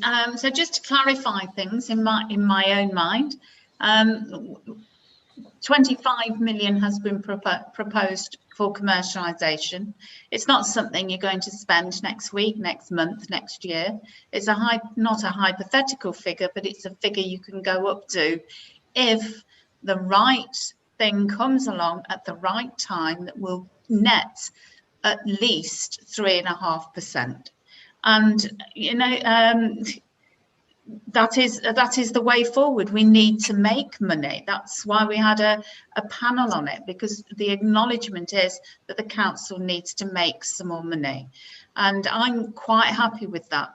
The only question I would like to ask is, with each purchase, will it be scrutinised beforehand, or are we sort of ticking that box now, or will each purchase be scrutinised on its own merits by someone that's not just the cabinet? By your leave, Chair, if I may respond. Yes, please. Certainly, thank you. You're quite right, Councillor Seaton. In terms of transparency and good governance, we need to ensure that scrutiny is made aware of that. The largest challenge with any of these transactions is the commercial time frame in which they will actually take place. And you know, many of our viewers on YouTube will be forgiven for perhaps thinking that commercial property transactions take place on the same kind of timeline that a house purchase would. They don't. They tend to start and complete within about 15 working days, at which point there is a level of research and scrutiny done before an offer is even made. And certainly during that 15 days, there's a whole team of qualified lawyers, surveyors, and other individuals involved in actually doing further due diligence within that point. So they do happen very quickly. What's been proposed within the capital strategy at this particular point is, at a minimum, the chair of scrutiny, and if the chair of scrutiny wanted to invite another individual for a very kind of short notice review of the acquisition that was to be made, that can be made available. And officers would certainly be willing, as well as the executive from that perspective, we would welcome that level of challenge. And certainly what that level of challenge actually does is it helps with a lot of risk mitigation in terms of fleshing out further information and understanding where potential pitfalls may be from that perspective. So that's very open and very welcome from that perspective. The one thing that we cannot commit to, or certainly that I can't commit to as a senior officer for Charnwood Borough Council, is that I would be able to go ahead and meet a standard meeting schedule, because certainly the timescale for a lot of these transactions won't happen in that fashion. So I suppose there's a case of saying it's a meet in the middle scenario whereby the executive and scrutiny decide that this process is acceptable, and there will be an opportunity placed on the table, and of course people will rise to meet that, and we'll be able to go ahead and actually execute something, because time waits for no man. The councils who have lost out on this are the ones that want to send it all the way through to full council for approval, and it's certainly a case that personally myself, in previous experience with previous authorities, have developed a very robust process in terms of due diligence, in terms of interaction, in terms of scrutiny, that has withstood many external and internal audit processes and has got assured ratings from that perspective. So it's that balance and squaring the circle of commerciality and good governance and transparency. Local government meets commercialism. Therefore, you're telling me that the scrutiny is done beforehand, knowing that we're going to get the net of 3.5 at least %. So that is, so that is the rationale behind it all. So I'm quite happy with that. That's right, Councillor Seaton. There is a set of principles that govern any kind of evaluation. And if there's any variation from that, it is recorded and explained to all individuals involved, both from a scrutiny and a decision-making process. Therefore, could I just make a proposal that the next meeting where we could have that as a report, just to clarify some questions that are obviously on other members' minds. Thank you. Sorry, which questions are you talking about, Councillor? About the due diligence, the 3.5%, the checks and balances that will be done on this 25 million investment in parcels, won't it? It won't be the whole 25 million spent on one thing, they're in parcels. So each of those purchases will undergo the same checks and balances. And it's probably just those checks and balances that we as members need to understand and be confident in the council pursuing, getting those. That's all. That's a very good point, Councillor, and through you, Chair, I have suggested that we do that. In fact, it is a requirement by our code and guidance that members have training in that particular instance. So officers are very happy to go ahead and deliver that, would welcome that opportunity for a forum to debate and understand and get to the grips with the processes. Thank you very much. I think it is Councillor Hamilton and then it's Simon Jackson again. Councillor Hamilton. Thank you, Chair. So thankfully, a lot of the questions I had have already been answered, but it's kind of going back to a point that Councillor Parsons made earlier on. It's now clear that what we're talking about is governance limits. We're not talking, you know, this is what you're going to borrow. You're going to borrow up to this limit. It would be nice to know why it is 10 to 25 and not some other value. What's setting it at the 25? Is it a kind of risk appetite? And is that something that can also be reflected upon and perhaps adjusted, perhaps up or down? You see, I think actually we are all saying exactly the same thing here, which revolves around actually the details of these proposals. But anyway, I will come back to this. And Simon. Yeah, so two things, Chair, if I may. One on the £25 million. There is no knitting pattern on this.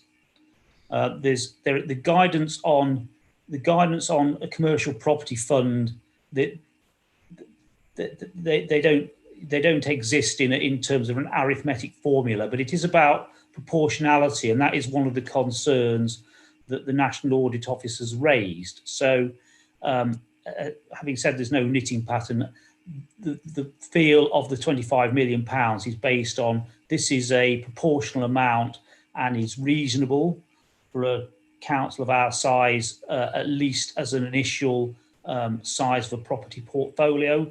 The other thing, arithmetically, if you were to sort of target hopefully around 4% return on average from the portfolio, which may be a slight stretch target, but if we were to achieve that, that would generate £1 million towards the general fund. So again, that is around proportionality, and CIPFA and the National Audit Office and the Treasury do get concerned if a sort of particularly large amounts of a council's revenues are reliant on commercial property returns. So that is the thinking that underpins the £25 million. You know, can we spend it this year? Well, we may or may not actually, but you know, it is about having the headroom to do so. If we were to put a lower amount in place and then an opportunity was to come along, then to increase that, we would need to go through the process of having a full council meeting, and you know, the timeframes of that, as Justin has pointed out, we are unlikely to be able to you know, meet any commercial deadlines in line with the council meeting schedules. And similarly, actually, with the other areas on the sort of regeneration and the enterprise zone, that it is envisaged that any reports would come to Cabinet, but of course Cabinet reports are rather more frequent, and it is anticipated could run in line with Cabinet timescales. But if you add on the requirement to go to council as well, then it makes our governance process quite extended. So that's the sort of rationale with that. If I may add another point about, and fully appreciate the point, and I think as officers, you know, we're very happy to go through the process, and maybe, you know, if when we've got a commercial property, we can maybe go through the process that we've undertaken as maybe as part of the training. Kind of suggest, though, it's not really this meeting where that's appropriate. I think it is more something that probably sits with the audit committee. So my proposal would be that I think it's a natural fit with the audit committee. So if the panel were to accept that, maybe ask that the audit committee, this is arranged at a sort of a future appropriate meeting of the audit committee. I won't necessarily say the next one, because the next one is where we're due to approve the council's accounts. So that's probably not a good one to go through this with, but maybe the one after that in December, which will be on as it'll be a substitute for Christmas, won't it? But maybe the December audit committee would be a good opportunity to go through this process as described, and maybe spend the time and have the detail available for the committee at that time. Thank you very much. I hope there are no more questions at this stage. Chair, can I just need to clarify something, Chair. As I understand it, on the governance issue, it was made clear to me by the monitoring officer at the last point of request about this. As I understand it, that the chair of Scrutiny Commission will be the only person that sees one of these deals, not to scrutinise it, merely to say that it doesn't need to be. Sorry, we lost you. Councillor Parsons, we lost you. Hello? So it looks like he's lost his connection. I think it's Yeah. probably worth waiting just a few minutes for him to come back to the meeting, because he obviously had a point that he wished to make. I think I know his point, which is a fair point, and I think I know the answer. Yeah. Okay. So his But point. the point is, Simon, is if you'll tell the answer, he won't actually be here to hear it. Okay. So something I was just going to say while we're talking about the subject is that it is currently in process to set up a training event for councillors, specifically Audit Committee, Scrutiny Commission and Cabinet. They would be strongly encouraged to attend to go through the commercial development process. So I am working with Justin Henry on setting up a date and sorting that out.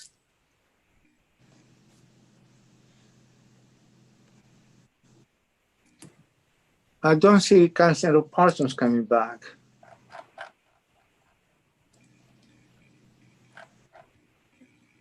Would you like me to address? No, he doesn't. Yeah, go on. I think the process is that the chair of scrutiny, their role in the process as drafted is to exempt the report from calling. Councillor Parsons is He's back. just coming in. Right, okay. Yeah. I'll shut up.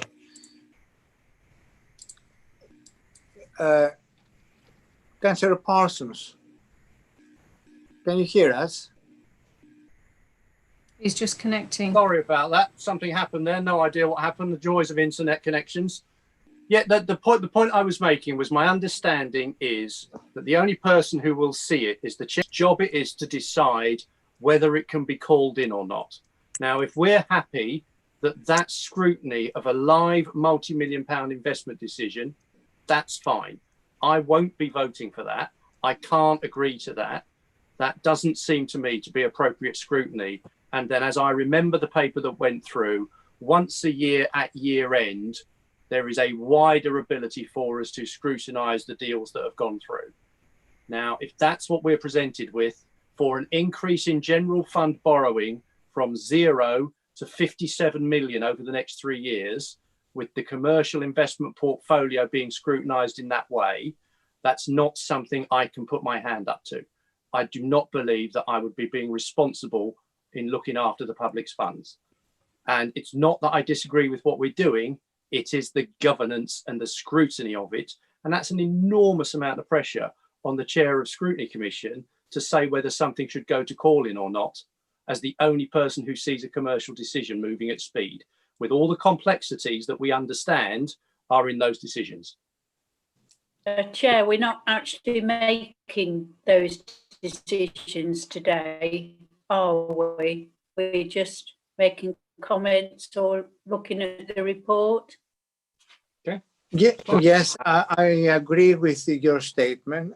You're absolutely right. Now, if there are no more questions, I think actually I'm very cautious of the time, because now we go to 2.5 hours of meeting.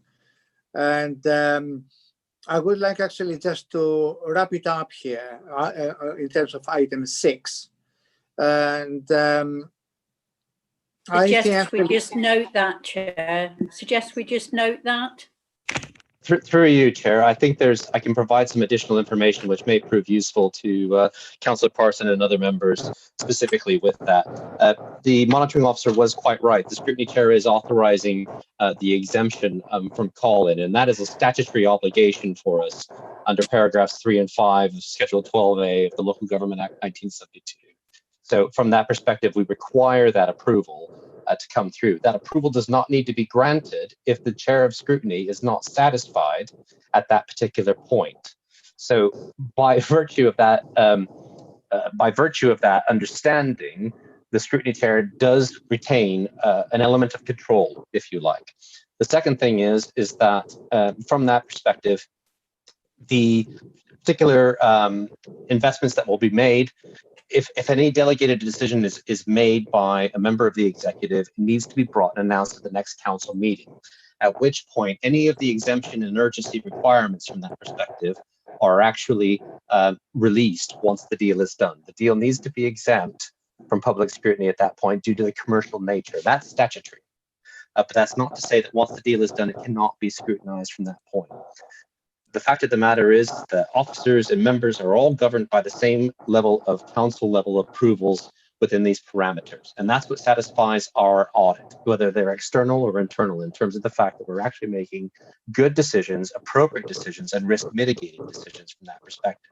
So there is an element of scrutiny that happens throughout the entire process.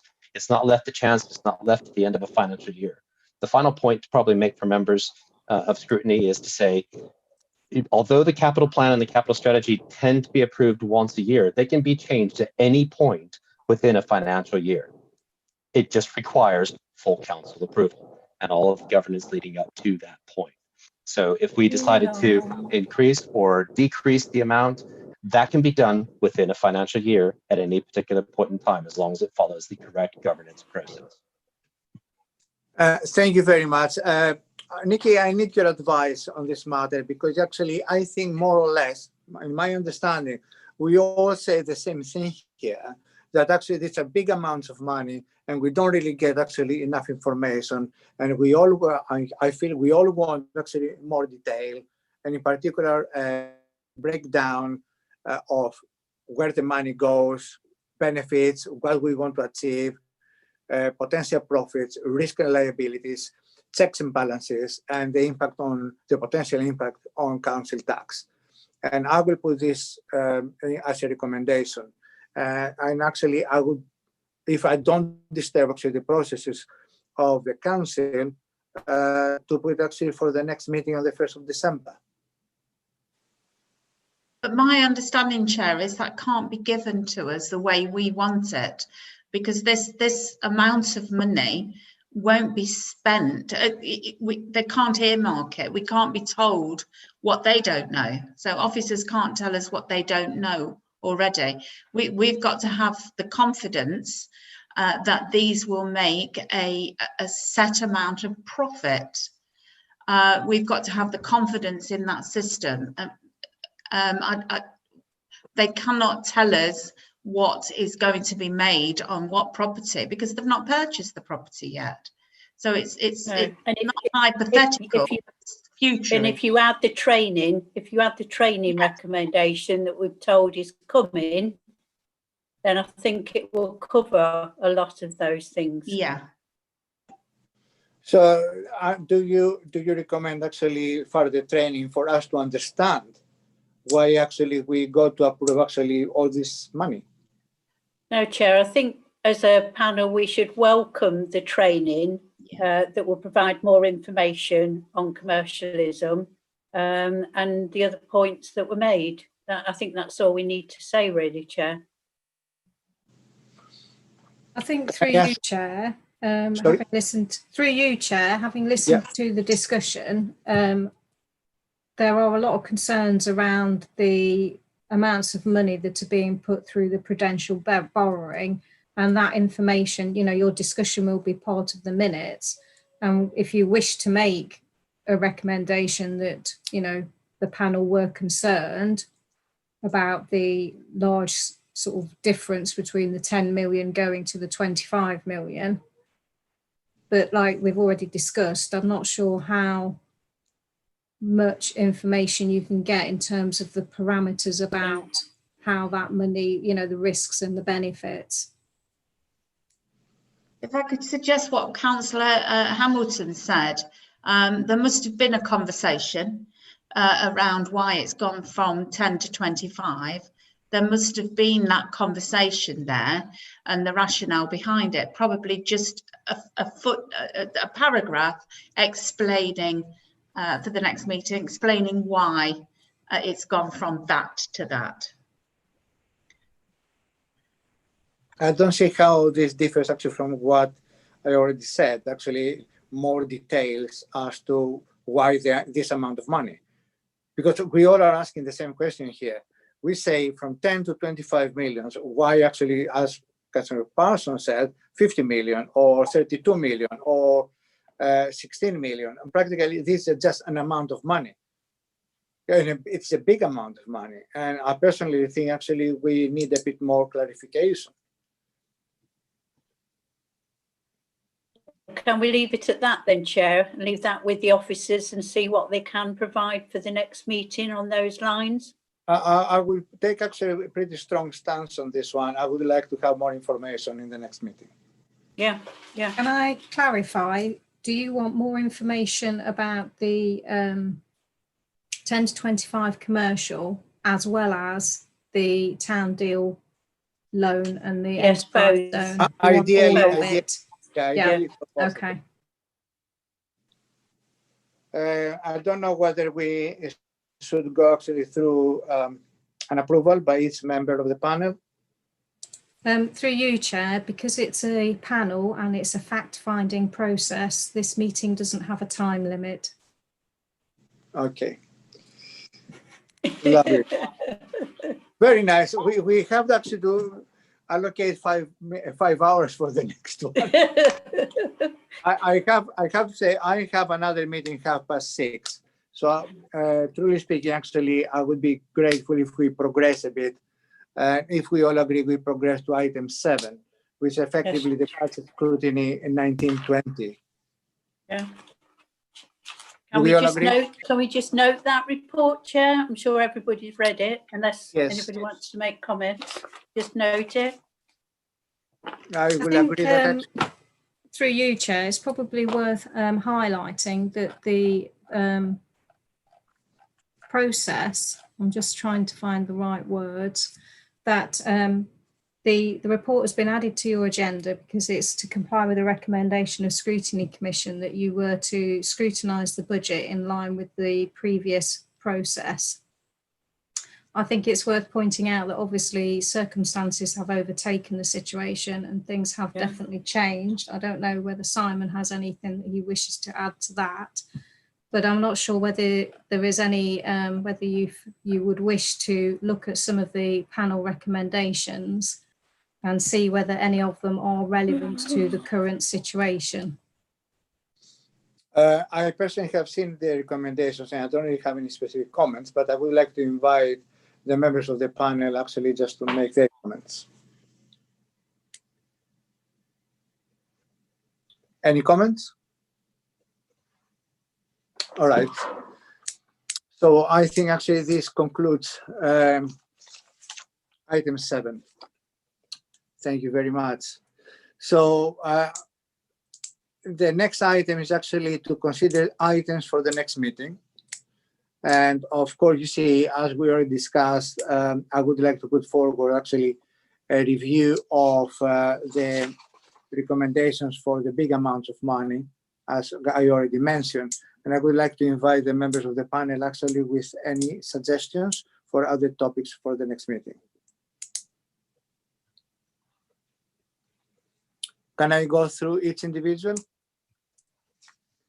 Councillor Bolton, is Councillor Bolton with us? I think she's left the meeting. She's had a lot of trouble with her connection, so she hasn't been in the meeting probably for at least the last item, maybe the last two. Okay, Councillor Draycott?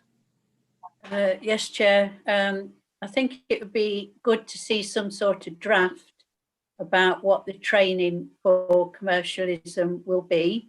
And the second thing, I think I'd really like to know a bit more information about the environmental fleet and why that's as it is being proposed, what the benefits are, and was there other options to do it.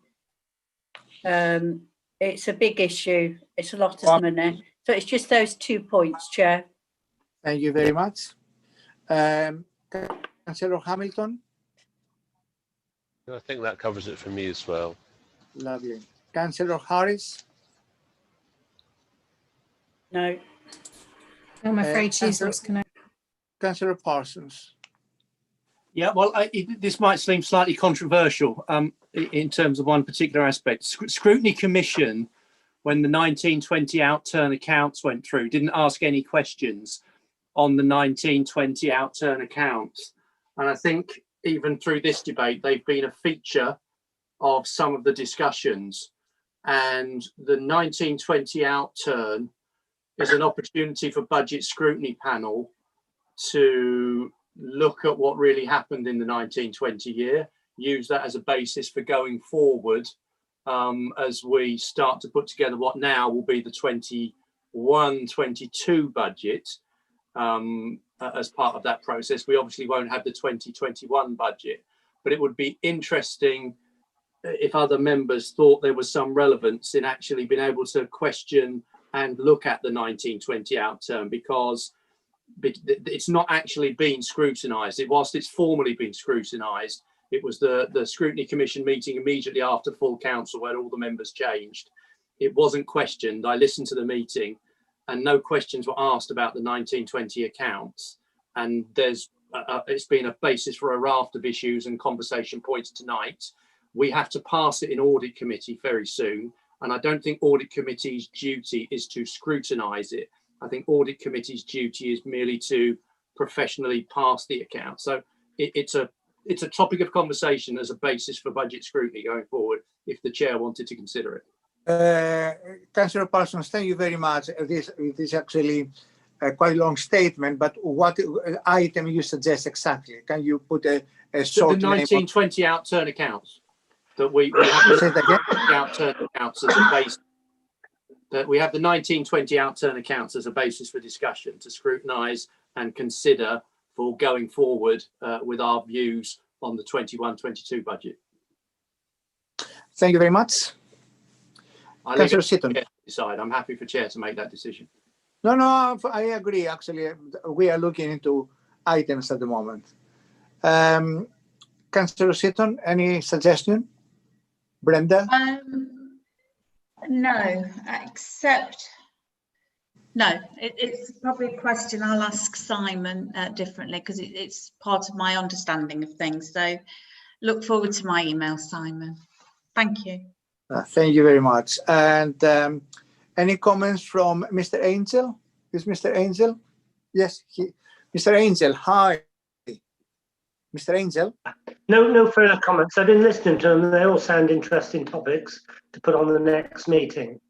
Thank you very much.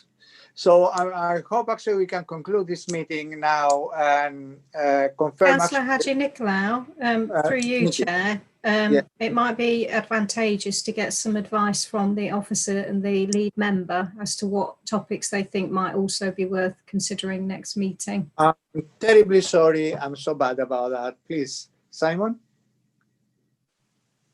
Yes, if I may, Chair, the timing of the meeting is actually designed to enable the panel to look at the draft budget.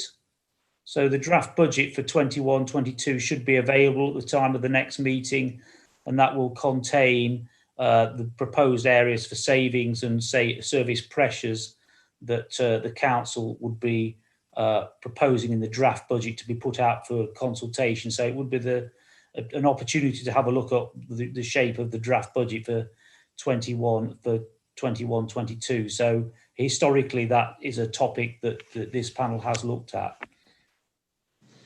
Absolutely fine. Yes, I think it is a very nice suggestion.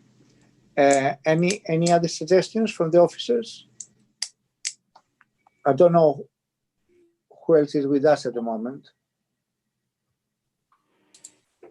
I think Councillor Barclay would like to say something, Chair. Yeah, Councillor Barclay, thank you very much. Thank you, Chair. Very briefly, I understand, Councillor, the opportunity for the 2019-2020 accounts to be scrutinised has passed. This budget scrutiny, by all means, use them as a sort of mark to scrutinise the 2020-21, but I wouldn't want to turn back the clock to something that we cannot change. And given the fact that the world has absolutely turned on its head since then, and the challenges which we thought were going to be there are completely different to 2019-2020. I'm quite happy for them to compare, but it's not comparing this like with like. It's such a different world. But I'm very much keen to hear the budget scrutiny panel's suggestions, recommendations, how we can improve things. Not purely criticism, but actually ideas which can be of benefit to Charnwood And, you know, I think it's very, very easy to criticise. You know, if there are other ideas, I am more than happy to listen to them. But the purpose of the budget panel is to actually look at the 2020-21 accounts and make suggestions. And, you know, if you feel there's something in there that there is something better we could be doing, I'd be more than happy to do it. And I appreciate all the comments tonight. And, you know, I think the understanding, it's important that the panel understands things, but please bring back ideas that we can improve things and how you would see doing it better than is proposed. And that's my only comment. Thank you, Chair. Thank you, Tom. I think actually to put it together should be a reflection on the 1920. I think reflection sounds actually a better way to approach this one instead of scrutinizing it. Because you're absolutely right, you cannot scrutinize something which actually has already passed. But reflecting upon this, actually it is a reasonable thing to do. And that's it. Do we have any other comments? Lovely. So I will take the initiative to close this meeting. Councillor Haji Nicolau, through you, Chair, yes. Can I just confirm that for the next meeting, you wish to have more details on the prudential borrowing big topics?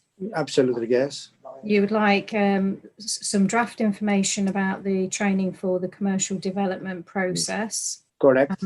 Additional information regarding the environmental fleet and the benefits and other options. Correct. And then a report on reflections on the 1920 outturn accounts. Yes.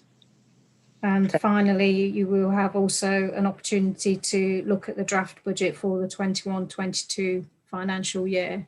Absolutely right. And are you happy to let officers work out which relevant officers need to attend? So I'm thinking for the environmental fleet, we might need to invite some heads of service and what have you. I fully agree with you. Okay, thank you. Thank you, Nikki. Right, so if we don't have any more comments, I will say that we all remember actually that the next meeting is the 1st of September, 3:00 p.m. December. What did I say? 1st of December. Did I say November? It's 1st of December, 3:00 p.m. and 5th of January, 6 p.m. Okay? Lovely. And I would like actually to close the meeting now and thank everybody for their wonderful contribution to this rather exciting meeting. All the officers and all the councillors. Brenda, do you want to say? Oh, okay. She just left. Yeah.